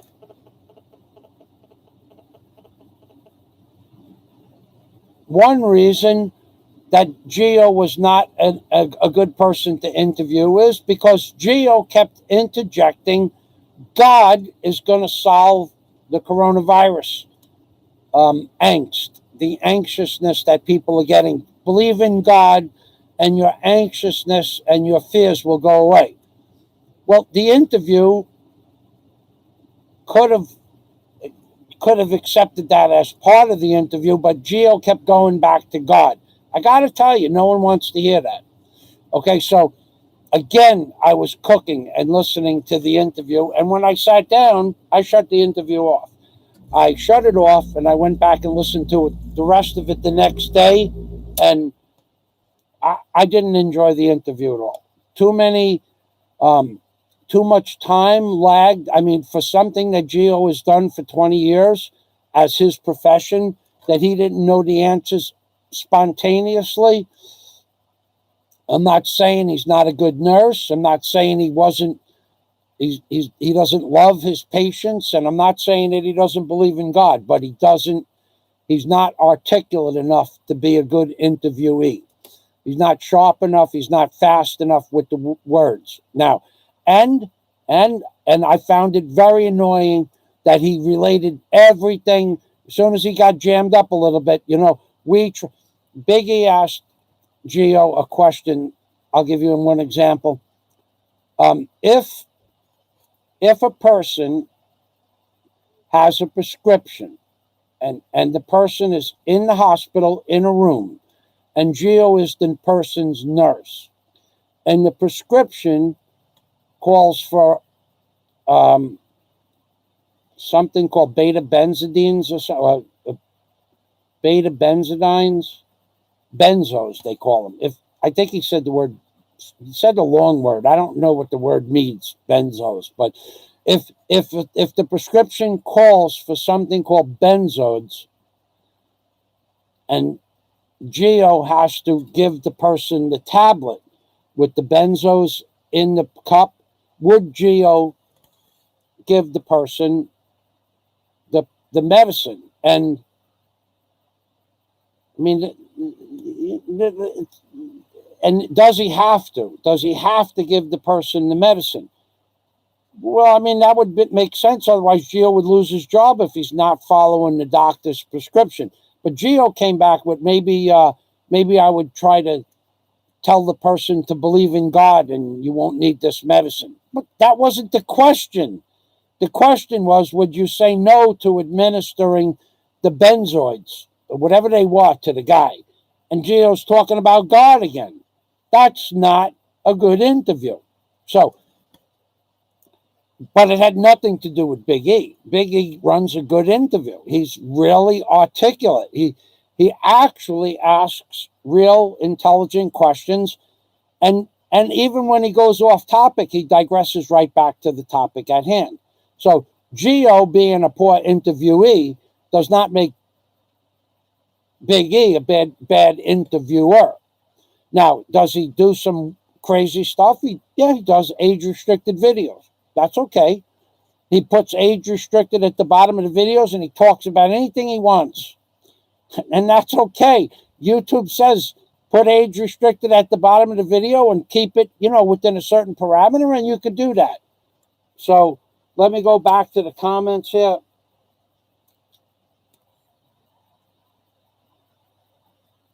I'm going to tell you something, Billy Bob. The next time you mention the Ladyboy Lovers channel in any comment anywhere on any one of my videos, the next time you mention his name, you mention his channel, or you mention a video from the Ladyboy Lover in Manila, you get booted and you don't come back. You didn't say anything wrong. I'm not interested in hearing his name. I'm not interested in anything he does.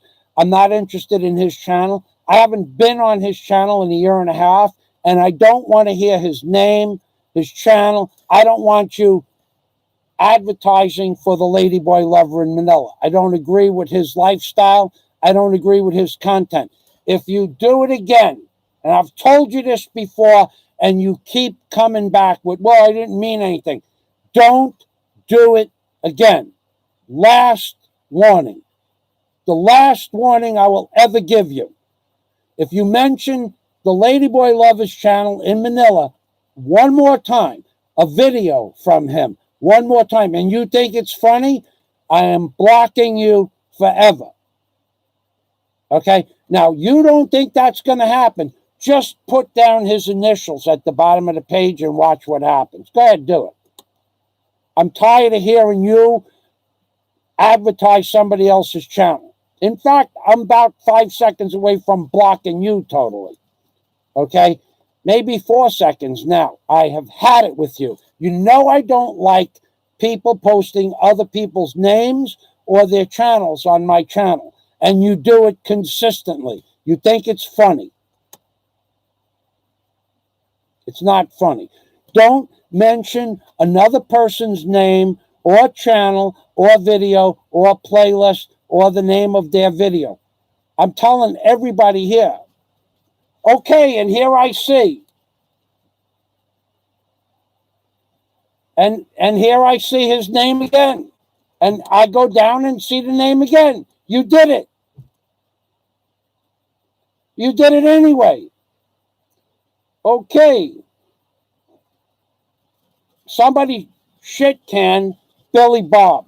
Go to his channel and block him permanently. I told you don't do that. And you can't stop. Somebody go to his channel and shit can him. Go to his channel and shit can him now. Even after I told him don't do it, he did it again today. Okay, there you go.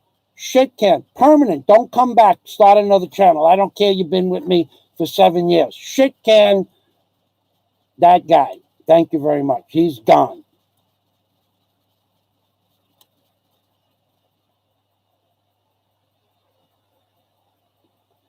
Okay.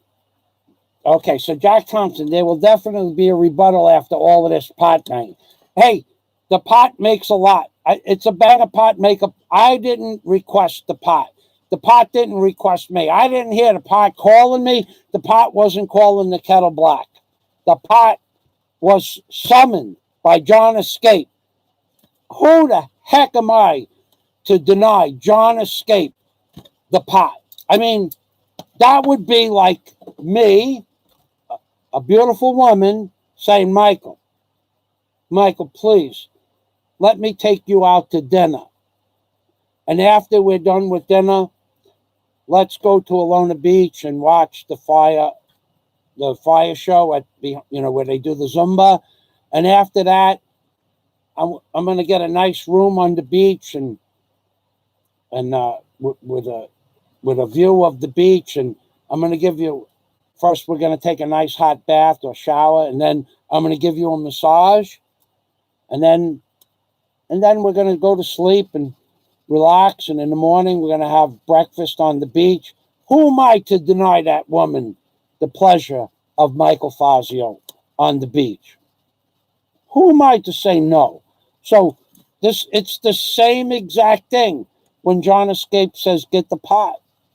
I cannot deny John Escape the value of entertainment with the pot. I can't do that. It would be like me refusing a beautiful woman's advances to buy me dinner, take me to a nice show, hotel, and breakfast in the morning, and a massage, maybe a massage on the beach while soaking up a pina colada. Who am I to say no to that beautiful woman that asked me to do that last week? Who am I to say no to that woman?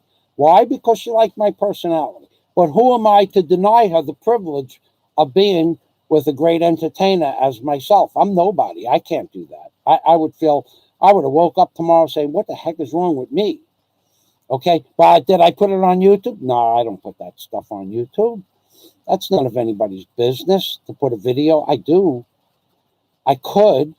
I would, but she asked me not to, so I didn't.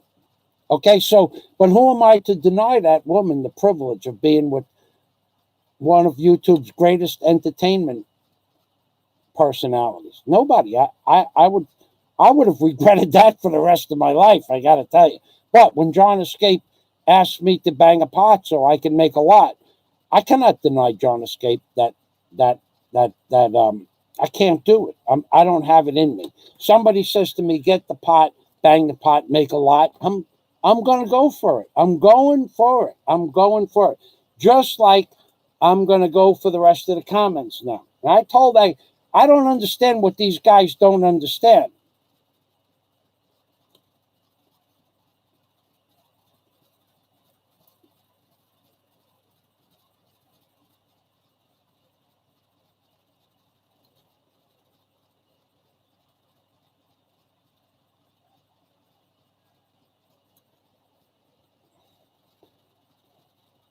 Okay, Trump said that's got to be another troll channel. I don't know. This guy, how many comments are you going to make before you make an intelligent comment?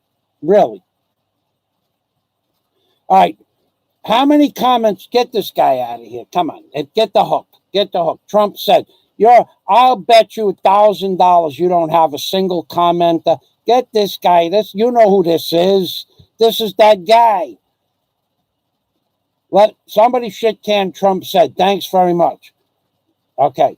What you want to come on here? You want to make all these comments? You have no videos, no content, and what? And now you're a superstar? There you go. Oh yeah. Oh yeah.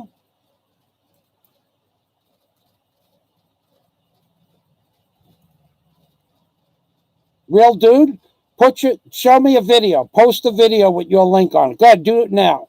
Trump said. Show me a video. I don't know who you are. All I see is this nonsense here. Who are you talking to? LOL, two bears, crossed legs. What's going on here? I don't see no Billy Bob. Now, you heard the story. You've been reading the comments. What don't you understand? All right, so you got your 2 minutes of fame. Have a nice day.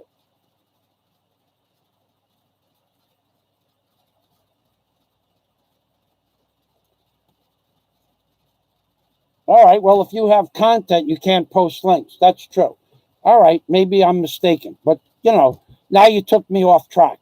Going back to Big E. Yeah, we got you back on track now. You agree, huh? All right, let's see what he had to say.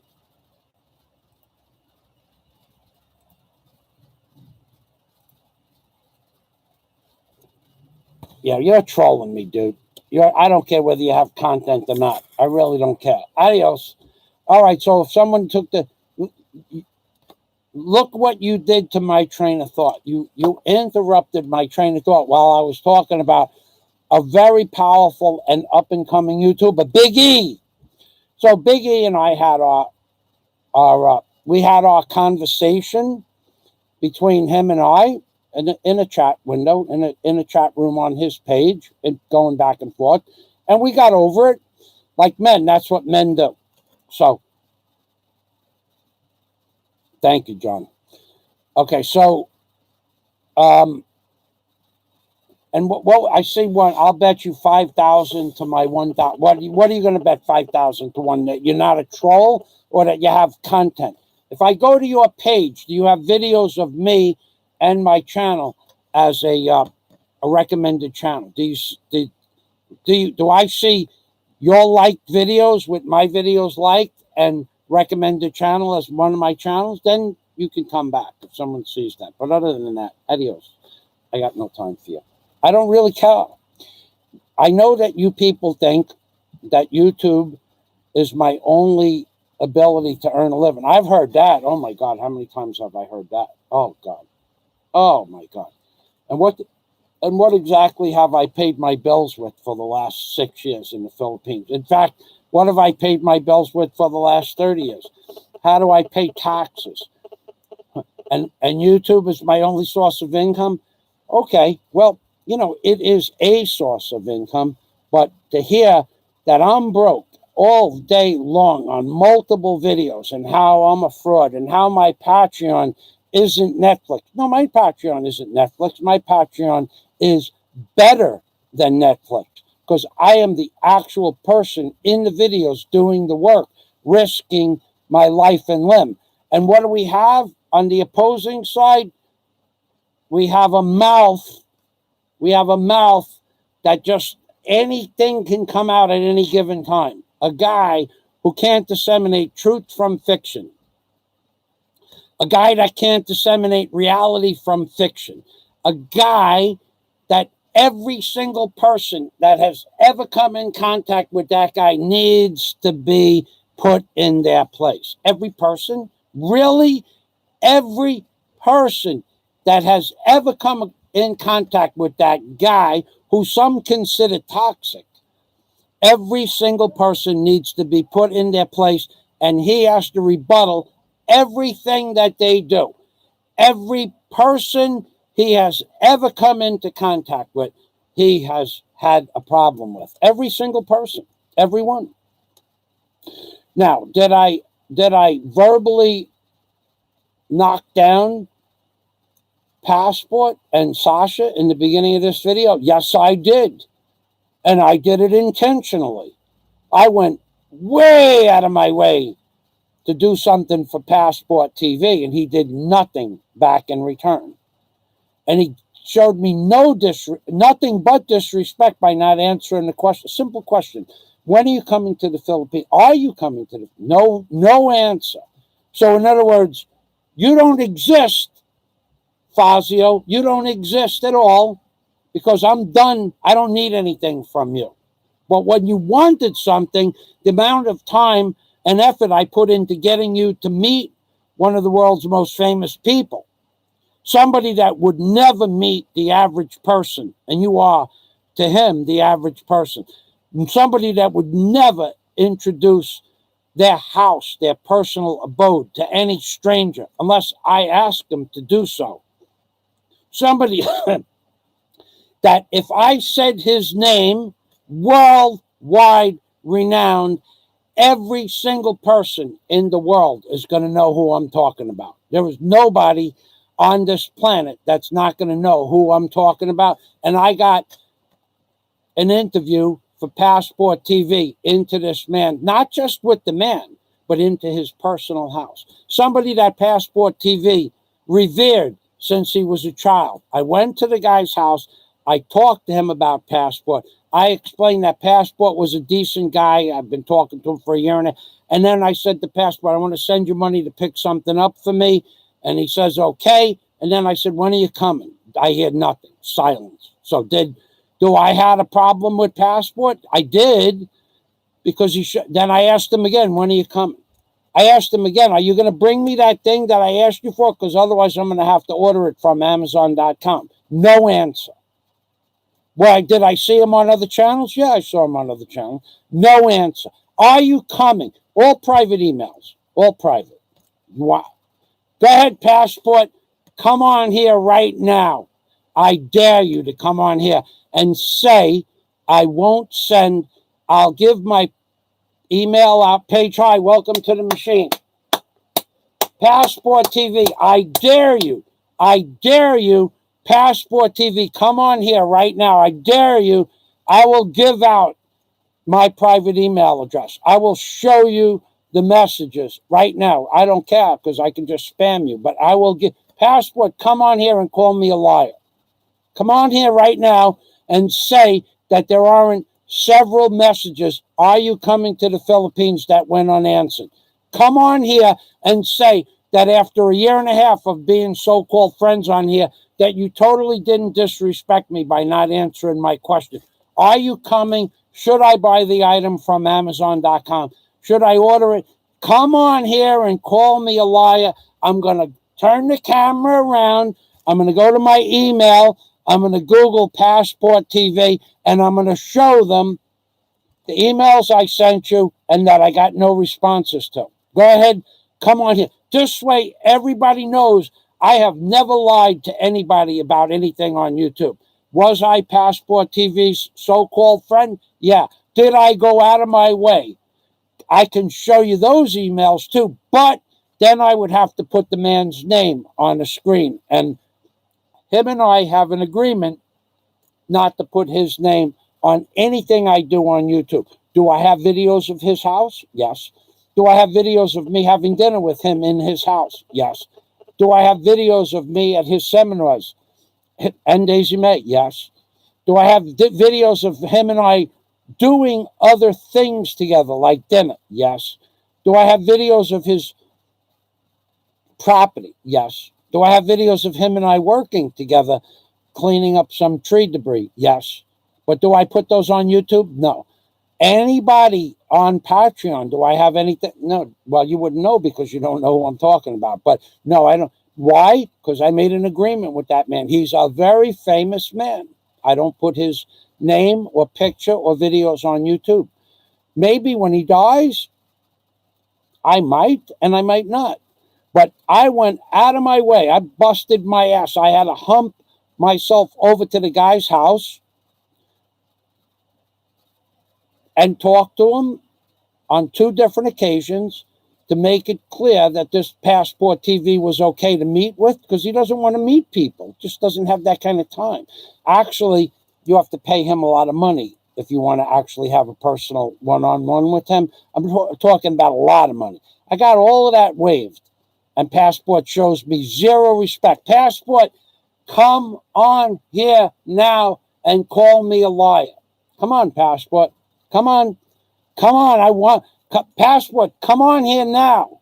Come on here next time I do a stream. If you watch this stream, somebody tell Passport to call me a liar, and I'll show the emails that Passport did not give me an answer to. Come on, this way we all know that I lied or I didn't lie.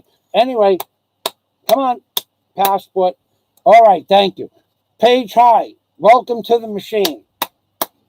Thank you for stopping. Now, Paige High, here I hear that other guy called Paige High a fraud. He called you. He said that no doctor would come on Fazio's live stream. Why would a real doctor come on Fazio's live stream? Well, maybe we have things in common. Like, I live in the Philippines. And good morning, Paige High. Good morning, Dr. Page. Okay, so maybe we have things in common, like we both have. Well, he has a beautiful Filipino wife, and maybe because I had a beautiful Filipino girlfriend. Maybe because he likes my personality. Maybe because he wants to laugh at me. No, I don't think that's the case, but I have heard that other guy, the guy who's going to kick sand in Big E's face, I have heard that other guy say that Paige High was not a doctor. Why? Why would he say that? How does he know that? Scott Del Fuego says Michael Fazio does not break his word when he gives it to a friend. Pretty much that's true. John Escape, nobody knows who John Escape is or what John Escape does. I do. I don't mention any of that stuff. It's private conversations. I've never broken my word to anybody on YouTube. Now, it appears sometimes that information has gotten out that shouldn't have gotten out. I mean, but there are thousands of people that have that information. Anybody could have disseminated that information on YouTube. Anybody, from any angle, for any reason. So don't blame me if you got people posting crap about you. That's not my problem. So, but Paige High not being a doctor, he said you can look it up. I know he's a doctor because I know he's a doctor. Okay, so why would he? And the same goes for the other doctor, and the same goes for the police psychiatrists, and the same goes for the what do they call those? There are people that are profilers that watch my page, actual physical profiles for the United States government and or police agencies that are actual profiles that have profiled a certain particular guy and profiled him as being a little bit off kilter. Let's say, let's use the words, he's off kilter. And of course, we've had conversations over the phone. There's not much that they can do other than send their opinion, but there are many people that have sent their belief, their opinion about other people on here. None of them, every one of them comes to the same conclusion about me, that I'm a little bit eccentric, but I'm not crazy. Okay, but you, on the other hand, the guy that's going to kick sand in Big E's face, you're not anywhere. We are in two different categories altogether, dude. You are going to kick sand in. What makes you say something so stupid? Now, could you sit down and join the party uninvited? Probably. You'd probably get away with that. But kicking sand in the guy's face who's throwing the party, I don't think so. What goes on inside your head that makes you believe that you would sit down at the party, number one, and and introduce yourself and say, I'm going to put some, give me a hamburger or something like that? What makes you believe that you would get away with, or get a hamburger? What makes you believe that people would cow down to your wishes, number one? But what makes you believe that you could take the host of the party and then kick sand in his face? What makes you believe that? That's actually, if you kick sand in his face, that would be considered assault. He could retaliate in kind. I think. I mean, I tell you what, we already know that you won't kick sand in my face, so we don't have to worry about you doing that to me. But the other guy, Big E, you got to worry about it, because he said he's going to kick sand in your face. So that would be something I would pay attention to. Next time that you are on vacation with a barbecue, beware. There's a guy out there. Beware, there's a guy out there that's going to kick sand in your face, put you in your place. Yeah. Okay, so going back to the comments, I must say, Scott Del Fuego. Okay, whoa, yeah, baby. So, all right, so we'll go Page High, thank you. All right, yes, you as well. Okay, so John Escape knows who Page High is.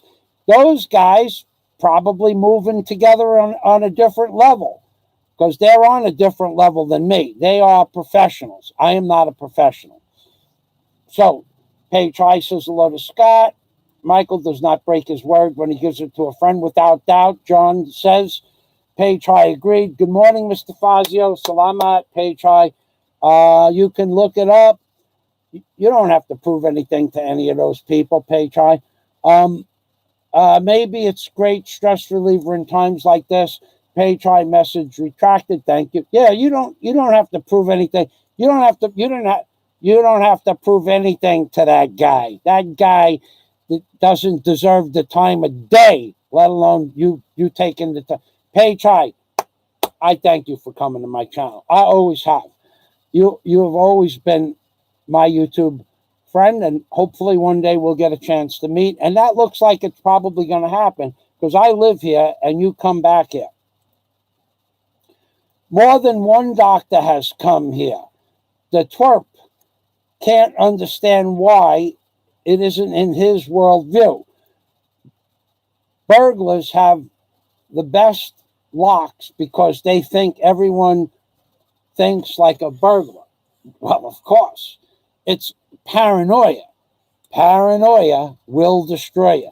I gotta tell you, when I walk down the street, I've heard stories that my neighbors spit on me when I walk by. Can you imagine what would go through somebody's little brain to say that my neighbors spit on me without knowing that to be a fact? And when you had the opportunity, did you jump? No, you wasn't jumping. You was curling up. You was cowering down. You were cowering down for the storm. Yeah, that's what you were doing. So when you say that people spit on me when I walk by them without any proof, and I have documented proof that you said that, when you say that, what justifies that? Where do you have the justification? How is that justified? When you say I have flesh-eating bacteria, and that my girlfriend of 3.5 years left me because I have flesh-eating bacteria on my foot, when that's not true, what gives you the right to say that? That's a serious question. I'm not being yelling or screaming. What gives you the right to say that a man that you don't know with an injury on his foot, and what gives you the right to determine that's a flesh-eating bacteria like Ebola or whatever a flesh-eating bacteria is? What gives you the right to say that? Serious question. And when you had the opportunity to jump, did you jump? No, you didn't jump. You know better than that. You're not going to be jumping at me or Big E or anybody. You're not going to be kicking sand in anybody's face. Why do you say that kind of stuff? And in fact, why say it if you know it's not going to happen. And you know it's not going to happen. You know you're not going to sit down in the middle of 10 or 12 people visiting from another island and say, put another hamburger on the fire for me. You know you're not going to. What makes you say these ridiculous things? What on God's given earth? What on God's earth? What on God's green earth allows you to believe that you, now, I'm pretty sure that Big E was in the Marines, but it wouldn't matter whether he was in the Marines. The guy's 6'6" and 300 pounds. What gives you the belief inside your head that you, whatever size you are, which is just about half his size, weight-wise, what gives you the right to say, to threaten him, and that was a threat, you're going to kick sand in his face if he goes to your abode where you live, the island that you live on. So now it's your island? What gives you the right to say that you have the right to kick sand in his face? I don't know what gives you that right. All I know, that's what Warren said that he wants to see happen, and he wants somebody to make a video of that to happen. I mean, far be it from me to start shit on YouTube, but you know, there are a lot of people that want to see that video. They want to see that. They want to see you walk into the circle of friends of Big E on your island. And they want to see you stand before Big E while he's, because it'd be hard to kick sand in his face if he was standing up. So I'm going to make Big E sit down. That guy's here is going to kick sand in your face. But hold on a minute. Let me get this camera going. Okay, ready. He's sitting down and he's eating. So kick sand on him and his food. I want to watch this. I'll make a video of that. And then if Big E decides to back down, then that's his prerogative. But, I mean, it would be advantageous if you made a different decision. It would be advantageous that you didn't kick sand. You made the decision to not kick sand in his face. I'm not saying that you're afraid of Big E, because you shouldn't be afraid of him, because that's just not, you know, that doesn't make any sense. A real man don't care how big the other guy is. But, and everybody knows you're a real man because, well, you've said so. You've said so. You've told everybody that, you know, you've run a crew with a pressure washing crew with two other men. You ran the crew. You're the boss. You're the man. You're the the boss. You're the boss man. I told them what to pressure wash. I ran a crew. Let me tell you something, dude. I ran a dock building crew of 5 men. The dock builders, the sand hogs, the divers, you should look up their histories. If I could get back the names of the men that were on my crew that I ran as a dock builder, I was not always a foreman, but Augie was my foreman. I went where Augie went. For the short period I worked for the Dock Builders Union, but occasionally I'd run a crew, especially when we were doing the jobs. We were building the sub foundations for the jails on Rikers Island. I ran a crew after Al got fired for building the building with the wrong elevation backwards. Building was supposed to slant this way, and the water pump room was at the bottom of the slant, but the building slanted this way, and the water ran into the electric room, and there was miles of wiring and pipes. That was a big mistake.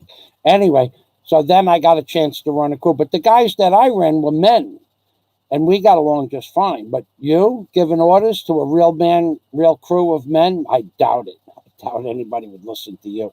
I doubt it. I could be wrong, but I don't think anybody would listen to you. I don't listen to you. All right. More than one doctor has come here. Burglars have the best locks because they think everyone thinks like a burglar, when in fact it's their paranoia that destroys them. That's why we never wear jewelry in Michael's live stream. Oh, God. The jewelry thing. Is that funny? Come on. You got to laugh. You got to laugh that all the jewelry in the life stream, that, you got to, between that and the backwards hat, the jewelry and the hat on backwards, and the non-receding hair, the hairline, that makes you gangster. We're talking gangster. I'm surprised. I'm surprised that guy Tupac doesn't come back to life to do a video about that guy. I'm surprised Tupac doesn't come back and say, "Well, I got to come back. I have to rebuttal this." And he goes to that island and watches that guy for a couple of days and says, "I was resurrected from the dead so I could do this rap," and then do a rap about the guy wears jewelry, mongering. What are you monger? You monger rumors. He's a rumor monger. He's a rumor monger. He's a rumor monger that mongers rumors about Warren H. being dead when Warren H. is alive and well. He's a rumor monger, mongering rumors so that he can read the rumors and monger rumors and rumor monger. He's a rumor Tupac, yeah, baby, rumor monger. You could call the song rumor monger. I'm a rumor monger. I'm a rumor monger. But it put that guy's face in the video, and then he could have all like the beautiful women of Asian descent around the rumor mongering, ooh, like Pink Floyd with those beautiful women that sing Money. Woo, rumor monger, rumor monger. Whoa, put the jewelry in the window, the rumor monger, the rumor monger. Put the jewelry in the video, makes you the tough guy. I'm a rumor monger. I rumor mongered that Warren was dead when I had no right to do so. When Warren wasn't dead, I started the rumor, and then the rumor took off, and then I ran with the rumor. I'm a rumor monger. Tupac, he's a rumor monger. Look at his jewelry. He's a rumor monger. He's a rumor monger. He's a rumor monger. Nah, nah, nah, nah, nah, nah, nah, nah, nah, nah. He's a rumor monger. Amazing.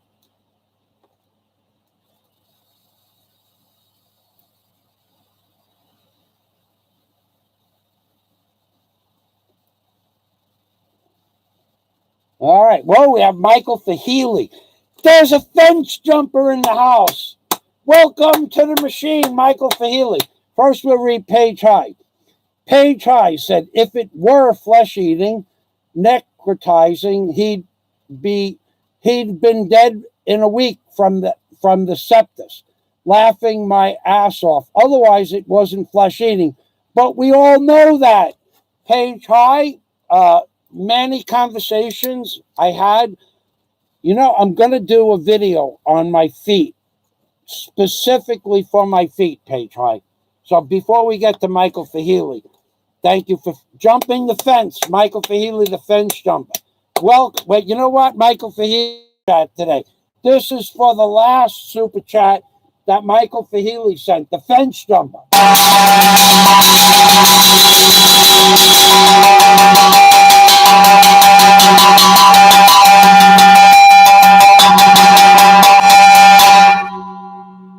We call it Fahey Bucks. The Fahey fence jumping bucks. Thank you, Michael. So Page High says, if it were flesh eating, necrotizing, he'd be dead in a week from the septus, laughing my ass off. Yeah, but I have a video attesting that I have flesh eating bacteria, and that's why Daisy May left me. I have the video. I don't want to tell you what number it is, but I have that video. Not a good thing that you said that. So he'd have been dead in a week from septus, laughing my ass off. Otherwise, it wasn't flesh eating. But we all know that. So after speaking with another medical doctor, he explained to me that what it was a compartmentalized bacteriological infection. Those were the words he used. So, and you know what that means, but it's a spot on your body that in that one area compartmentalized area. You have compartmentalized bacteriological infection. So for that one area, you have a bacteriological infection. So where the welding rod spatter landed on my foot and on my shin, it put something inside under the flesh, in the flesh, that now it's going on 2 years and it healed up, except for one small spot, and that's healing up. But it's not flesh eating. And I didn't think it was much of a thing, that why I don't have flesh eating bacteria. I didn't know even that flesh eating bacteria would kill you in a week, but apparently it wasn't. So, but for you to say that I have flesh eating bacteria and then publicize that fact, I'm not sure that you're allowed to do that. So that's what it was. It was a compartmentalized bacteriological infection. Now, digressing back to where I said to Paige, I'm going to do a video on my feet. Now, I'm not going to put it on this video because I'm probably going to have to age restrict it because I'll get in trouble for what I'm going to do. But I'm going to take this tape measure here. Okay. I'm going to tell you right now that if I measure around my ankle right at this moment, right now, this is for Dr. Page. If I measure around my ankle right now, my ankle is 10.5 inches or 10 inches. That's how big my ankle is. Okay. So I'm going to measure both ankles. I'm going to put it so my feet can go up on my table here. I'm going to measure both ankles. And then I'm going to take a 1/2 ounce or less of soy sauce. And I'm going to drink that. And then I'm going to take just a little bit of salt. Like the amount of salt that the average person would put on a piece of pizza. I'm going to shake that much salt into a spoon, and I'm going to eat that. And I'm going to maintain the camera on my person for a 1/2 hour. And I'm going to show you that my ankles will swell up to where they will not fit in my shoes from a 1/2 ounce of soy sauce, which is not a lot of soy sauce. I mean, people put a 1/2 ounce of soy sauce on their food all the time. I mean, most people, if you get a man like myself that has 3 or 4 helpings of rice with vegetables, 1/2 ounce of soy sauce is a reasonable amount. I'm going to show you what a 1/2 ounce of soy sauce does to my ankle. So I'm going to tell you what it does right now. Right now, my feet fit in my shoes. Right now, today, right this minute, they fit inside my sneakers. So when I do the measurements for my feet, you're going to see my feet inside a particular pair of sneakers, and I'll mark those sneakers so that you know that those are the sneakers that we're using.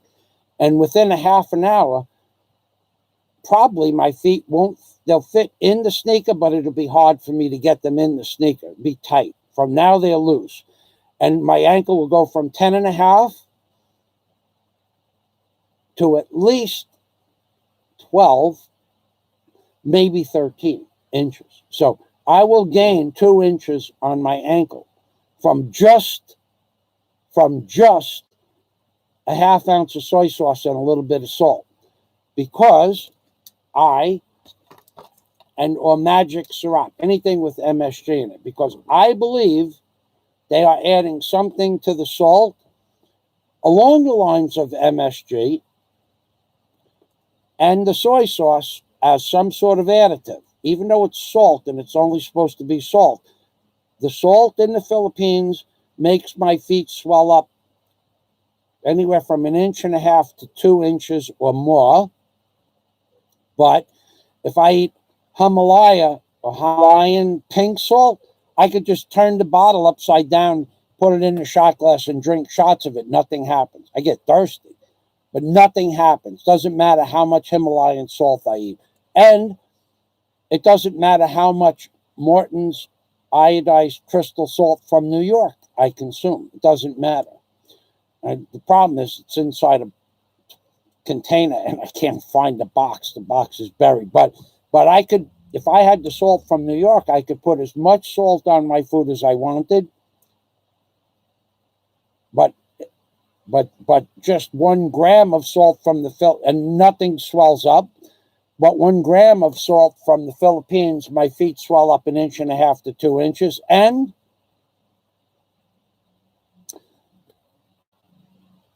the pink salt, the Himalayan salt, I could dump that on because that's what they have at Giuseppe's Pizza. I put all the salt I want. My feet don't swell up. Not at all. Not one bit. So something is in the salt, the soy sauce, and the magic macerata. Something's in it. I don't know what it is. I mean, what can they add to salt? Well, whatever they can add to salt, they did. Or I don't know what it is. I have no idea what that thing is that they put in, but it's killing. It makes my feet swell to where my feet all look like footballs, and it's got to make some sort of internal, whether it's noticeable or not, effect on the Filipinos. So they are, in my opinion,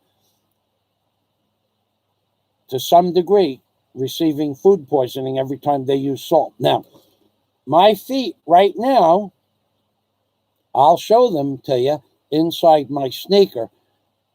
My ankles just look like normal size ankles, and my feet should look. Now, you know that I've been sitting here for 2 hours and 26 minutes, plus an hour before that online with Warren. So what I'm going to do is I'm going to stand up on my box, because I don't have a chair, because I'm poor. I'm going to stand up on my box. First, I'll show you the box that I'm sitting on.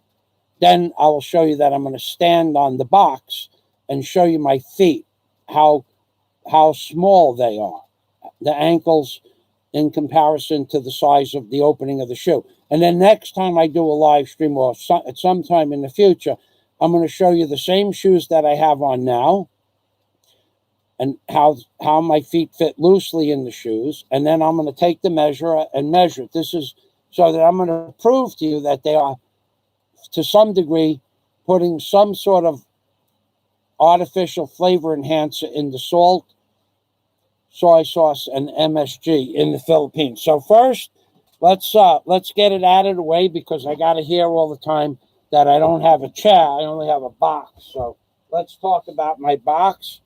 This is a good box. It's a box I built for diver gear. The other two, one is up on top here. One is up on top here. That's another box. This box is for the tanks with the regulators, or you just put the tank right in the box. And this is a sitting box. So, and I have another box that I use for a kitchen table. So now I'm going to stand up on that box. I'm going to stand up on that box because that's a stand-up box. Yes, it is. And then I'm going to put my foot on this. I'm going to put my foot over here next to my spoon. But I'm going to take the spoon out of there. And then I'm going to put my foot up on there, and I'm going to show you my ankle is a normal size ankle. But next time, I'm going to do a live stream one day I'm going to do a Dr. Fazio, not a Dr. Love. I'm going to do a Dr. Fazio and show you how much my feet will swell up in a half an hour. So hold on whilst I stand up on my box. Ready? I'm up. See, not a problem. Okay. So this, I would say, is the normal size of my ankle. And right now, you could see I could put my finger inside where my shoe is. Now, because I've been sitting for about 2.5 hours, my ankle's a little bit swelled up. If I take a walk or go swimming, the ankle will go down. But you can see there's plenty of room in here. So we can measure it. We could measure that now. It's probably about 11 inches, I'm thinking. So I'll measure it right now. I got to put the glasses on. Hold on while I measure it. I'll show it to you.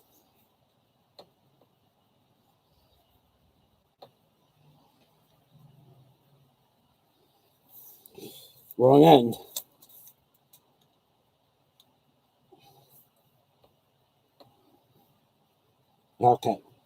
So it's an 11-inch. It's an 11-inch ankle right now. There's the 10 and 7/8.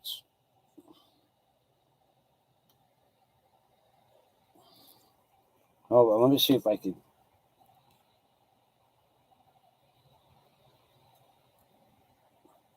You can just barely make out the number 11. Okay, so it's 10 and 7/8.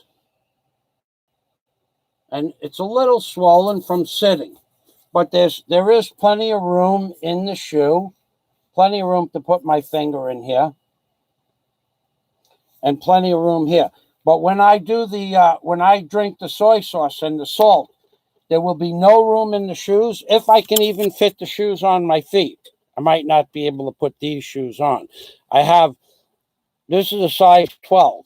I have a size 13 that I have to wear. Well, that I had to buy. I bought 2 pairs of these shoes in size 12, and when Daisy was cooking, we had not realized it was the salt. I didn't realize it was the salt until I went to New York, and the injury went away. So that not only did the salt make my ankle swell up when Daisy was cooking the foods for me, but the infection, the compartmentalized bacteriological, would not go away. When I went to New York, my foot healed up 100%, and my leg, everything. I drank the water out of the tap.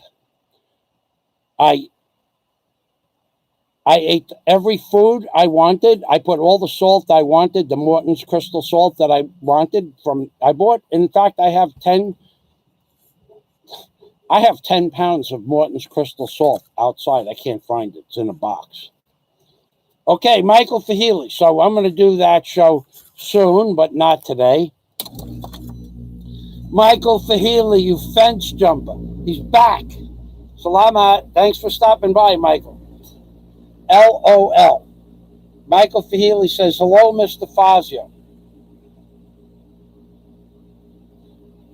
Okay, we had an intelligent comment there that I had to go past by accident. I'll go back.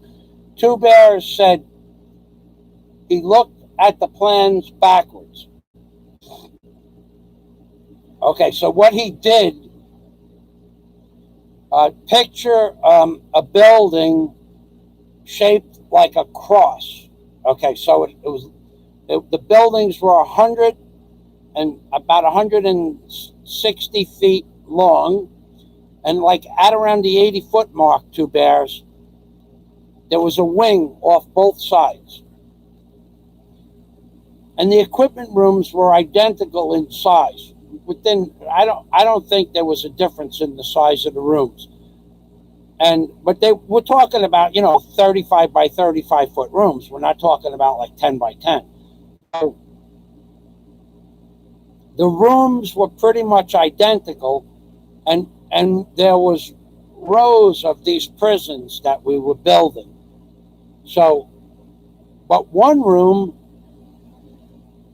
was lower than the other room. So the whole building,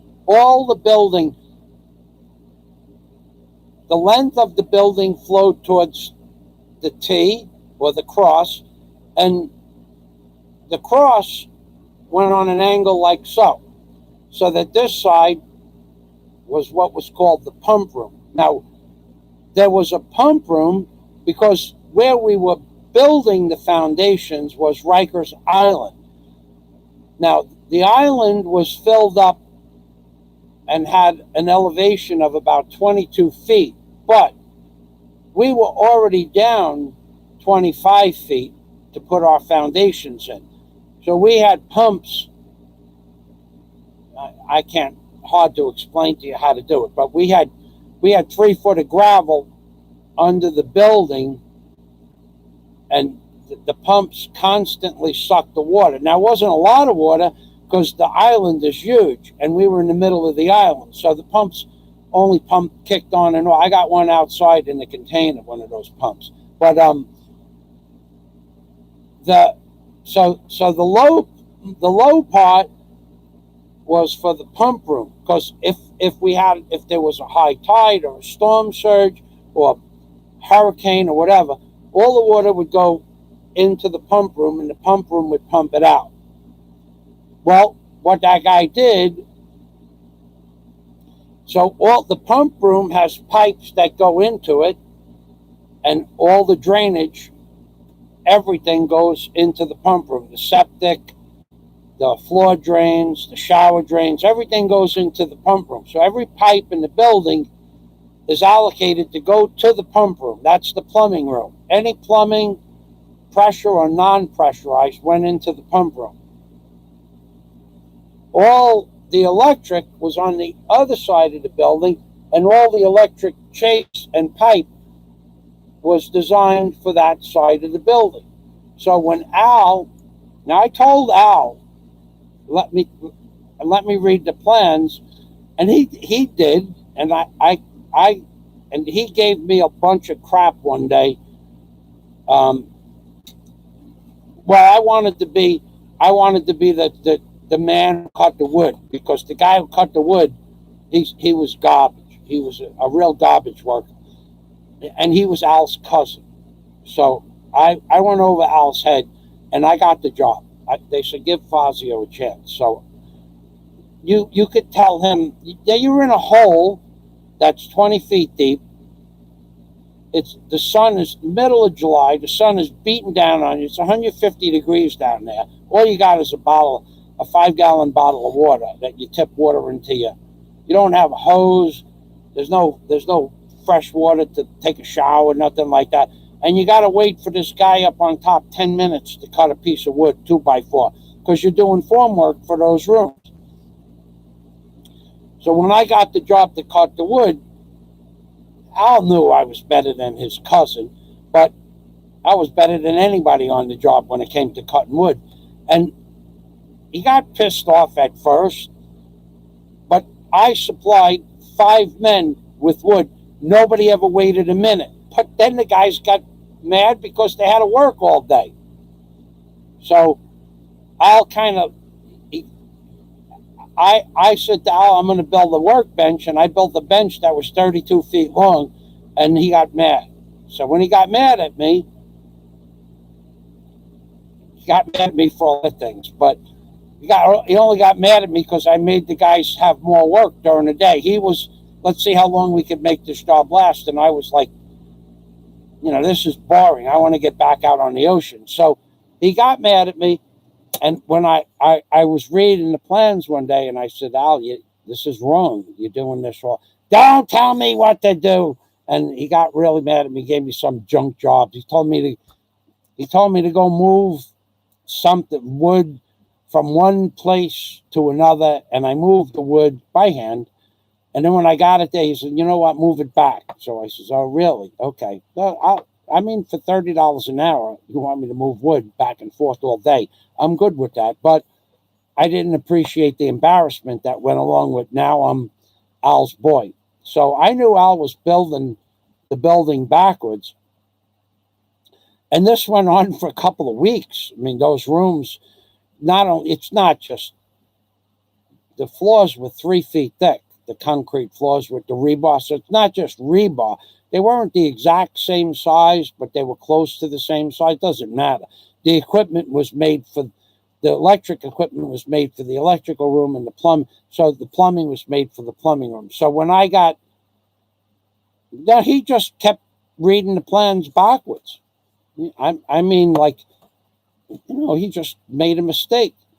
So now, after you put all the forms and the rebar and all the backers, the dead men against the forms, and everything that goes along with it, and any in-ground plumbing, in concrete plumbing. After you put all that stuff in, the cement trucks come. And when I say cement trucks, talking, 6 o'clock in the morning, they start coming. They don't stop till the pour is done. It's a continuous pour, it's a contiguous pour. So if the pour isn't done at 3 o'clock in the afternoon, another crew comes in, and the pour goes on. Well, once they poured the rooms, I went to the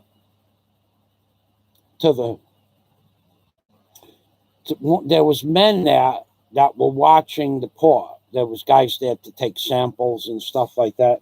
And I brought them over to the plants. I said, I think, because I got to remember the pump room was lower, several inches lower than the electric. I think they got that backwards. But the guy went, really? And he checked with his thing, and it was backwards. You had to see how many people came. You could walk across the white hats. And Al knew that I told the guy that the pour was backwards. It's too late now. The pour is done. The forms were done. The pour is done. The pipes are in the ground. Everything like that. So I got fired for that.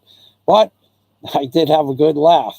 As a matter of fact, I got fired, and I couldn't get back anywhere in a crew in Queens because I let it was not my fault that the foreman made a mistake. Far be it from, and had he not made me move that lumber, I might have told him before the concrete come. But that's not my problem. That's his problem. His problem was that he wanted his cousin to be the chop man, and I got to do the chop, to be the carpenter on the job. And I'm a better carpenter than any of them, all of them put together. So it wasn't my fault that everybody got mad at me because they were doing their job. $30 an hour. And what we did in one day with me running the crew was, well, Al got fired that day. He got fired that day. But within, it wasn't long, couple of weeks. Well, we were done with that job anyway. They had to redesign all the pipes and stuff. But when we were done with that job, I got fired. And I never got another job working in Queens. That's okay. I owned my own barge and crane at the time. So,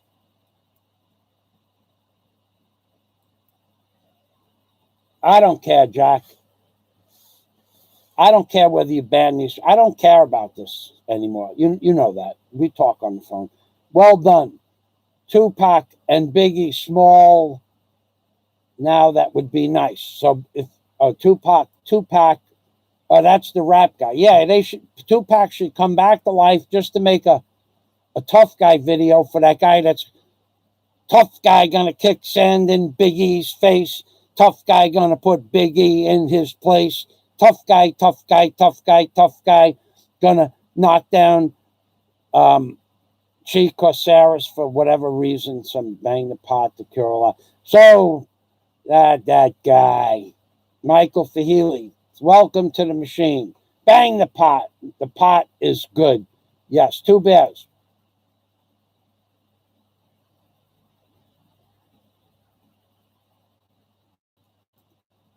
Yeah, baby. The pot is hot. MSG, not good. No, Michael Fahili, the MSG is, for me, might as well call it poison. Scott Del Fuego. Yes. When in New York, you were able to use salt freely. Then when you returned to the Philippines, you experienced the same size wound in the same places, plus the wounds on my shin, all came back. They all went away. And when I got back to the Philippines, I just went back to eating the food that Daisy May cooked every day. And within, well, I got back May 3rd. And within 6 weeks, all the wounds came back to the same size they were back in January before I left, or in February before I left for the States. So I know it was something. Then I realized it was the salt. Daisy cut the salt out, but we thought we could get away with MSG. Then we cut the MSG out, and then I was using some product that I have 4 bottles of. Let me show you another spice that makes my feet swell just as much as MSG.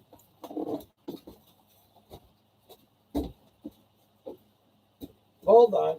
I'm going to get the...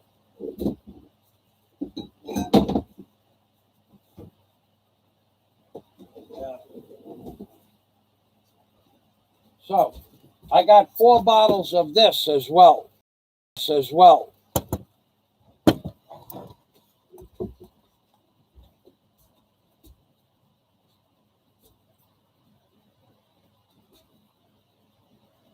No, I can't get one of them. Oh, yes.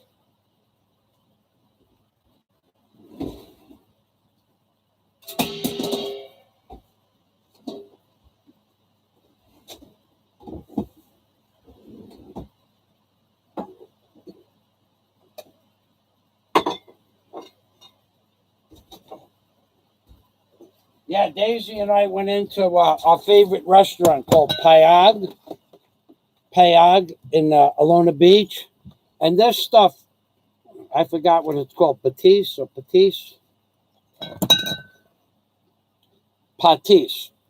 This is called Patis.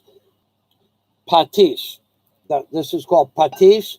This stuff, oh, I loved it so much that I went out and bought 1, 2, 3 bottles that are closed, and this one that's open. 4 bottles of this stuff, and if I put so much as the same amount, the half ounce on my rice of that stuff, not only do my feet swell up, but my ankles and my calves swell up to where you can't see the muscles in your legs anymore. Plus, my toes, they look like Tootsie Rolls.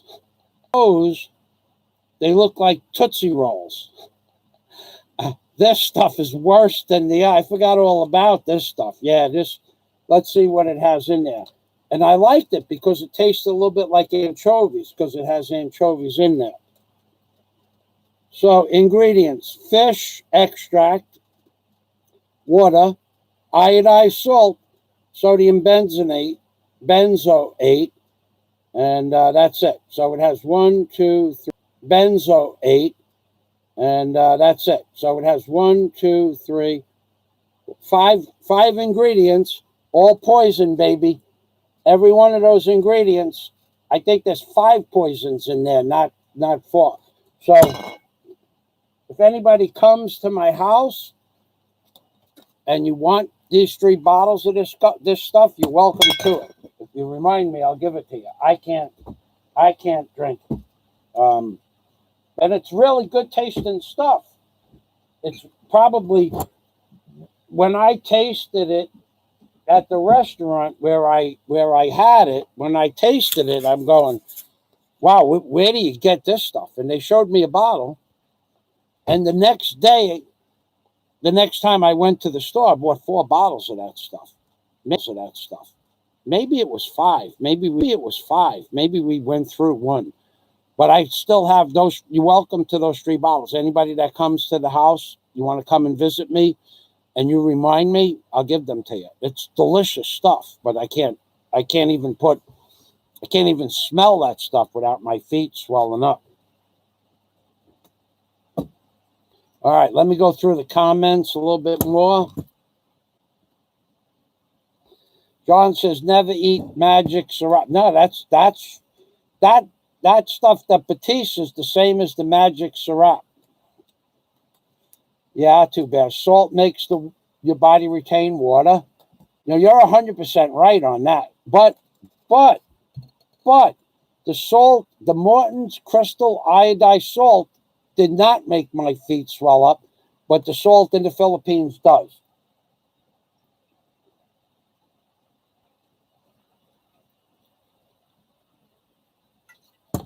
MSG was invented in Japan. It was created in 1908 by a curious scientist, Professor Kikuni Ikeda, trying to replace a savory taste in his wife's dashi broth. Okay. Well, from what I'm pretty sure one of those flavor enhancers, Accent, which is MSG, I thought it was, but he may have found it, but I thought one of those flavor enhancers was actually a bacteria's excretion. So in other words, whatever a bacteria eats, it excreted a certain chemical, like not necessarily urine, but some chemical that it excreted, and then that's what they used for a flavor enhancer. That's what I remember. It's a good idea. The food is ready now. Let's eat, everybody. It's lunchtime here. Let's eat, host. We have a yummy lunch here. Cooked rice, fried fish, paksu na fish, Filipino viand. All right, LaRue.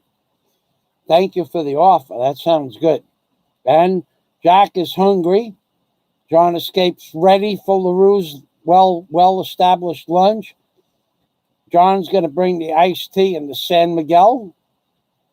Dennis Adams retracted a message, which is okay with me. John Escape, LOL. Dennis made it funny. Dennis has a question. Let's answer Dennis's question if we can. Good night, all. Talk to you later, John. Thank you for stopping by. Thank you. Thank you. Thank you very much, John Escape. Salamat. All right, so let's go back. Well, we are way up in the comments now. Dennis. So Dennis Adams said something. Everybody, ha, ha, ha, lol. Dennis says he's in the house right now. Don't know. This, Scott Del Fuego says, this is science in real time. Hypotheses, salt and or soy sauce will result in rapid swelling of Michael's feet and ankles. Test the consumption of salt, soy sauce, and observe and measure results. That's what we're going to do. I'm going to actually do that, because now what I'm going to do is I'm going to do a little walking before the live stream that I do for that, Scott. And then I'm going to have my ankles down to 10.5 inches, 10 3/8. Okay. That's what they are normally now. But after sitting down, they swelled up a little bit. But, and then I'm going to hit the salt, the soy sauce, and maybe I'll hit a little patisse, because that bottle's going on a year old. I haven't opened that bottle up in a year. So, yep, that will be real science. Two Bears says he understands. He's a tradesperson. Yeah, well, so there you go. So you know that I'm talking about the gels were 2 floors. So all the plumbing for 2 floors for 120 feet. All the bathrooms, all the sinks, all that plumbing had to be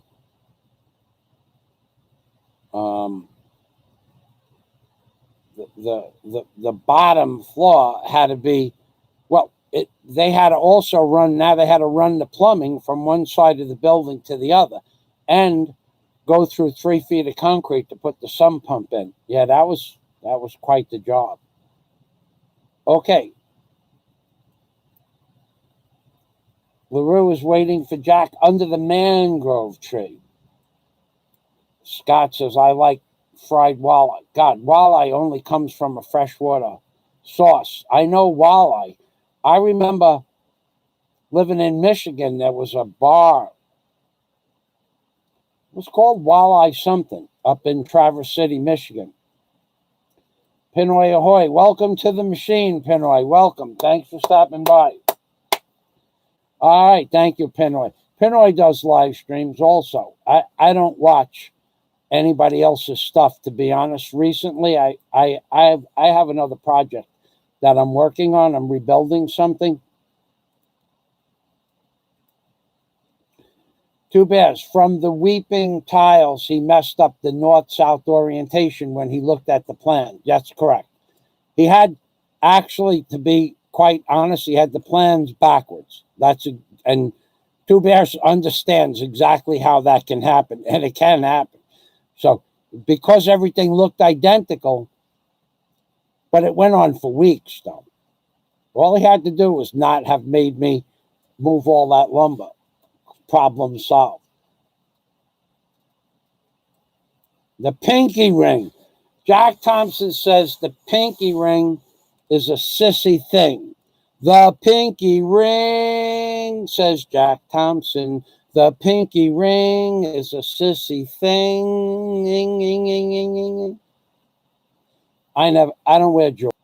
Thinking that buying gold in the Philippines was a good investment. Whether it's investing in paper gold or gold, buying gold is an absolutely worthless, absolutely useless endeavor. You have to be stone stupid in today's world to believe that gold is an investment. First of all, unless you're buying it in ingots, you're paying 2 or 3 times what the value of the gold is. So if you spent, which I don't believe, but if you spent 200,000 pesos on a bracelet and you walk out of that store, I don't think the value of the bracelet has a value of 120,000 pesos. So it just cost you 80,000 pesos to walk out of the store.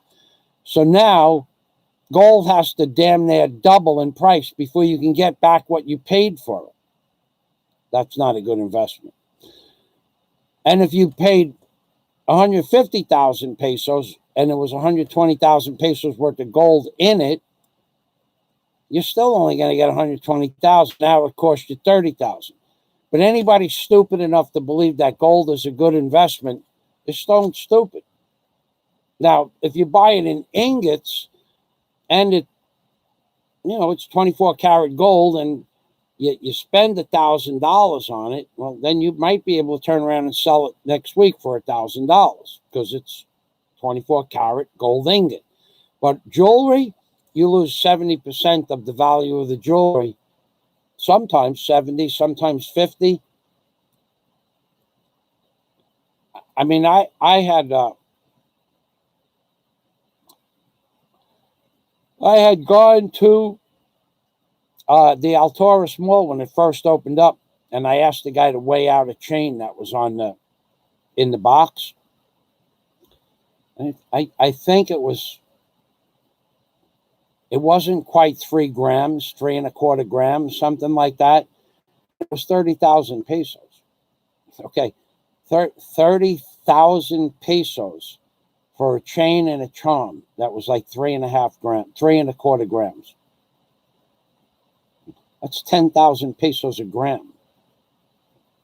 That's $200 a gram, dude. You can buy an ounce of gold for $2,000. That's 28. So it's only $80 a gram when you buy gold. It's $70 a gram when you buy it in gold ingots. And they were charging $200 a gram for a necklace. Now, what could you sell that necklace for if you brought it back to the store? I don't know, they wanted 27,500 pesos, I think it was, for the necklace. And if I brought it in to sell it, I think he said he'd give me, it wasn't much. It was a couple thousand pesos, like $70 compared to $600. You lose 6 times your investment. It'd be worth 1/6 of what you paid for it from his store. Because first of all, his store was in the Altaurus Mall. Second of all, there was nobody in the store, so he still has to pay rent. Anybody stupid enough to believe that gold is an investment is stupid enough to believe that gold is an investment. LaRue says pink ring. No, not pink ring. Pinky ring, LaRue. That means the pinky is the small finger, and it's a ring you wear on your pinky finger. Tough guys wear pinky rings. Tough guys. Only tough guys. Everybody else wears rings on their ring finger. All right. My voice is giving way.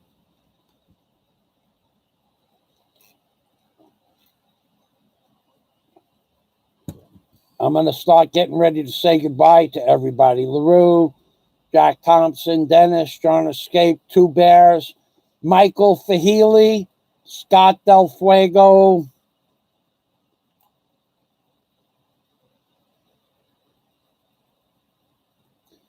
Yes, it does taste good, LaRue.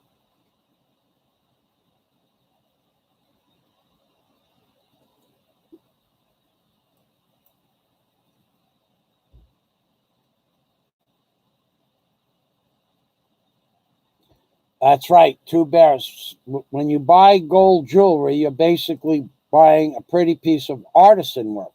That's right. So, and the thing is, that gold jewelry that you buy, let's say you pay just arbitrary $1,000 for a chain, right? But then the chain is 14 karat. So, in 14 karat value, the chain might be worth, let's say, $500, half of what you paid for it. The rest is for the artwork. Now, the guy's going to give you $500 for that $1,000 chain, but he's not going to melt it down. He's giving you the scrap value of it. He's just going to polish it up, put it back on the shelf, and sell it for $800. So he's going to make 500.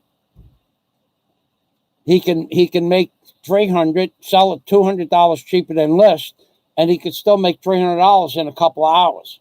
Or for storing something that's a cubic inch in diameter for a week or a month, he can make $300. Warren is back. Oh boy. All right, so let's get Warren. And Warren H. Warren, do you wish to come back on and talk? I'll turn the camera around and let you say hello. We just had a good live stream.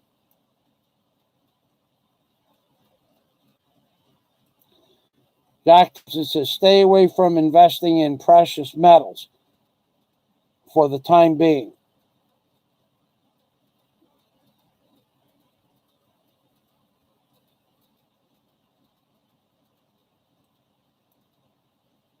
Okay, not at the moment. Okay, so Warren, what I'm going to do is I'm going to say goodbye. And Warren, you think it'd be okay if I called you? And I'll wait. But I'm going to say goodbye to everybody else. LaRue, Dennis, thank you for stopping by. LaRue Seagrass, Scott Del Fuego, Dennis Adams, Two Bears.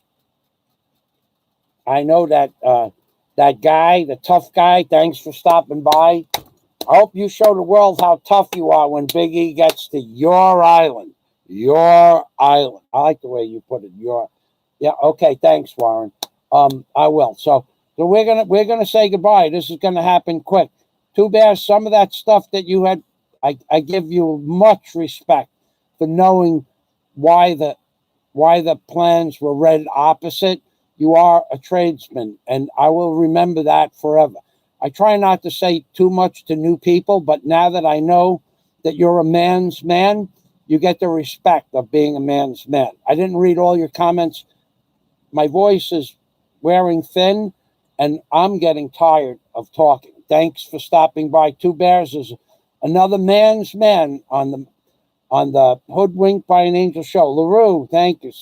John Escape, Two Bears, Jack Thompson, Dennis LaRue, Dennis Adam, Soldado Amadio, speak English. Okay, that's a tough one. Thanks for stopping by. Okay, we got rid of a lot of trouble. Page High, thank you. I forgot Page High. Dr. Page High. To those who don't know who Dr. Page is, he's a real doctor and has given me advice. I don't know who this Trump said guy is, and I don't really care. Billy Bob, nice to have known you. I told you, don't mention the Ladyboy Lovers channel. Don't mention anybody else's channel or name on my channel. And I don't understand what you guys don't get. Okay. Now, Billy Bob, I told him last week, don't do it. And he did it again. I told him a month ago, don't do it. And he did it again. And then he'll make a separate account up and say, Michael, I won't do it again. Well, you've been doing it for 3 years. So now you don't get any more reprieves, Billy Bob. Yeah, I know that. You've been a supporter of my channel. Oh, I give you thumbs up. Billy Bob, go play on the Ladyboy Lovers channel. But don't mention his name, his channel name, or any of his videos. And you do it repeatedly. There is something wrong that you trolls believe that you have to do what you do. And you don't. don't owe me anything, and I don't owe you anything. I just owed you the respect of shit canning you from my channel for not abiding by the rules from my channel. I don't really care. Billy Bob, RCL's Corner. Welcome to the machine. Thank you for stopping by. And your super chat. Thank you, RCL's Corner. I'll say hello to you over on Big E.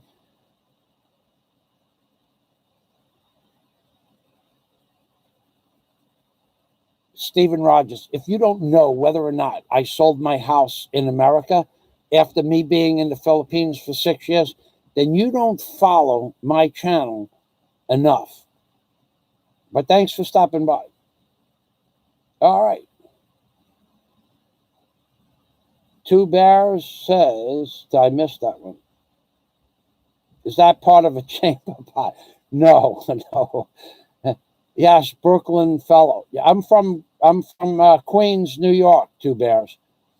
All right, so no, it's not part of a chamber pot. In fact, I have a chamber pot in one of my containers, but I don't know where it is. I wouldn't use that on. It's made out of porcelain, so I wouldn't use it on YouTube anyway. All right, Baggy Eyes, welcome to the machine. But we did have a rainbow. It's a rainbow, flashing colors on my screen. I see orange, orange and blue. It's a rainbow, flashing colors. I don't see green, but that's okay. I see orange. Thank you very much, Dennis. My throat is killing me. Thank you, John Escape. Thank you, Dennis. Anybody else? Chi Casares? I see Chi Casares. Thank you for stopping by. And we've mentioned Chris Alexander. That was the first comment. Thanks for stopping by, everybody. I'm going to push the button to go down to the bottom of the page, and I'm going to say goodbye, and I'm going to call Warren. Oh, Warren puts the green. Oh, my God. It's a rainbow, flashing colors on my screen, and Warren makes green.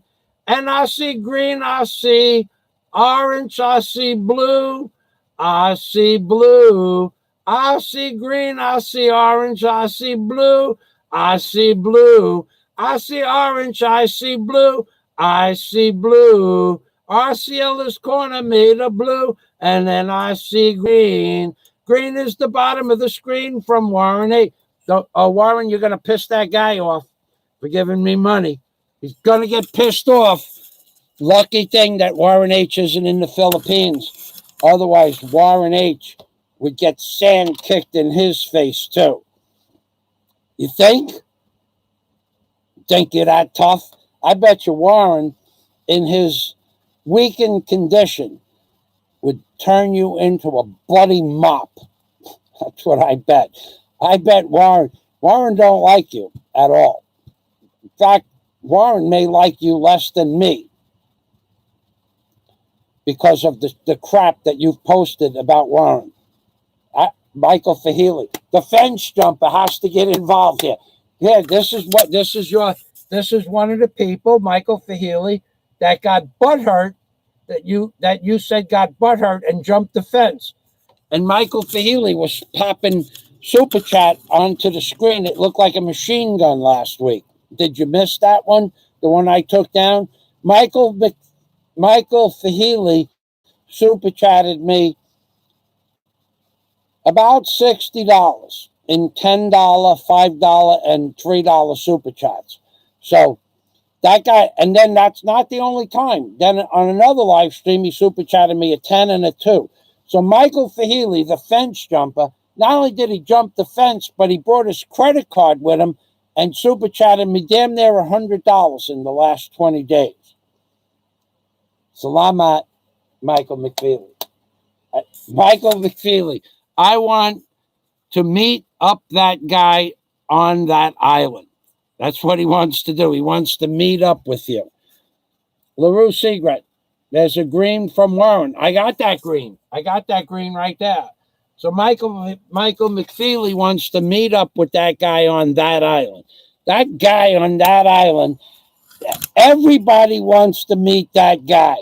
But I got to tell you, when that guy, he's going to rebuttal you and he's going to put you in his place, your place, and he's going to put you down like the dog that you are. I heard in one video a long time ago, and he's going to do this and do that. I know what you said, Michael. I'm not stupid. But in real life, ain't going to happen. In real life,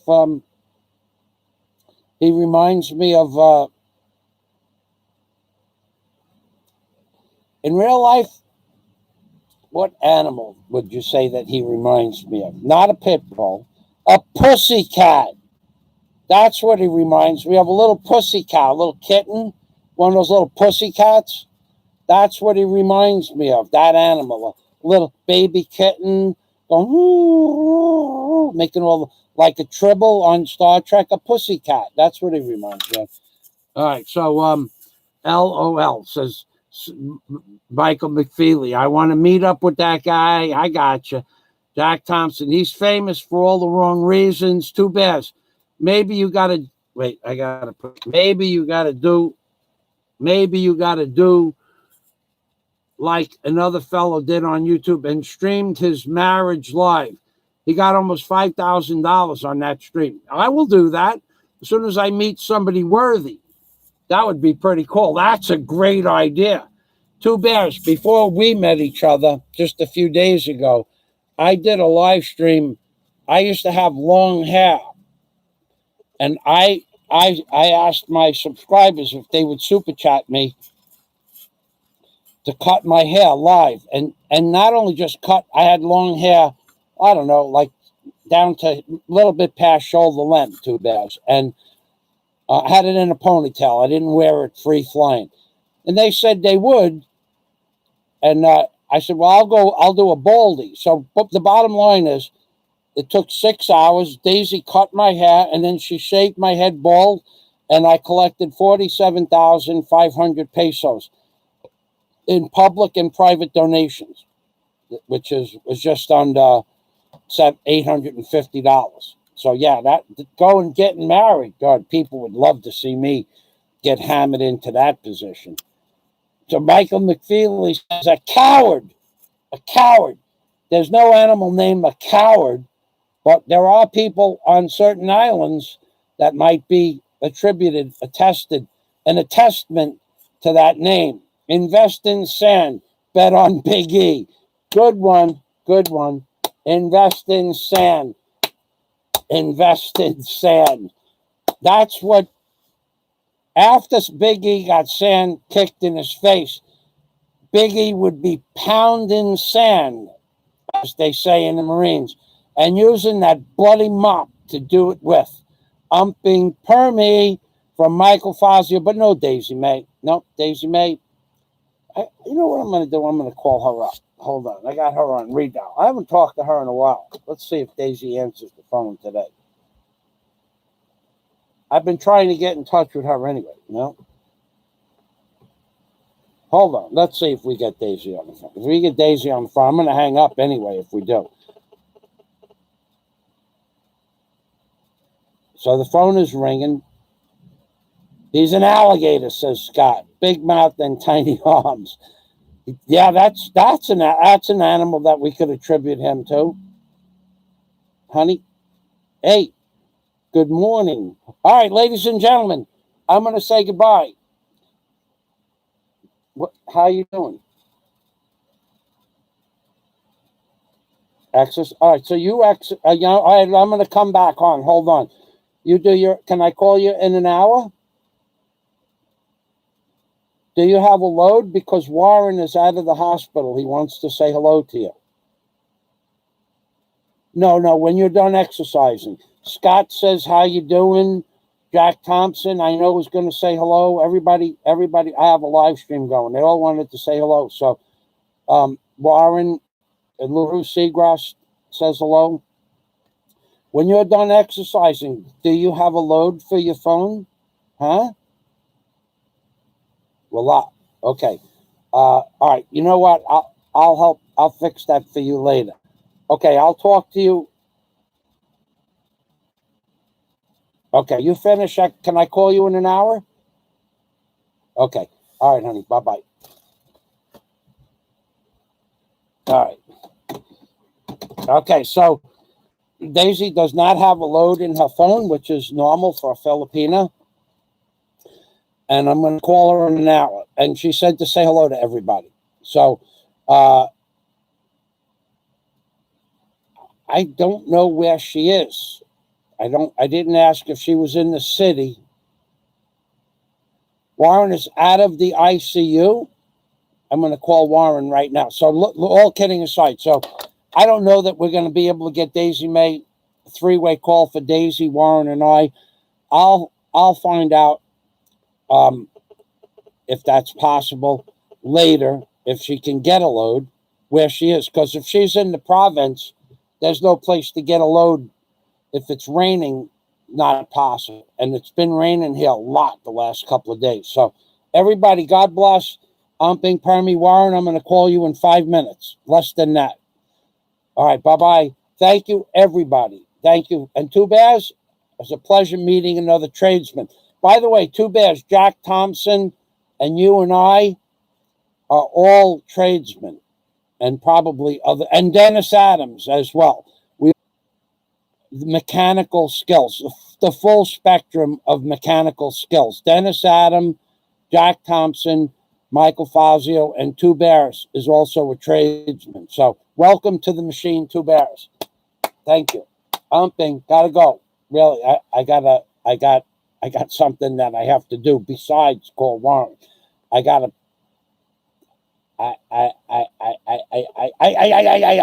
go. Thanks, everybody. God bless. Dennis, thank you again. John Escape. Arcelius Corner, Arc Corner, and RCL's Corner. Dennis Adams, Warren, and John Escape. Thank you very much for the super chat. I'm Bing Permy.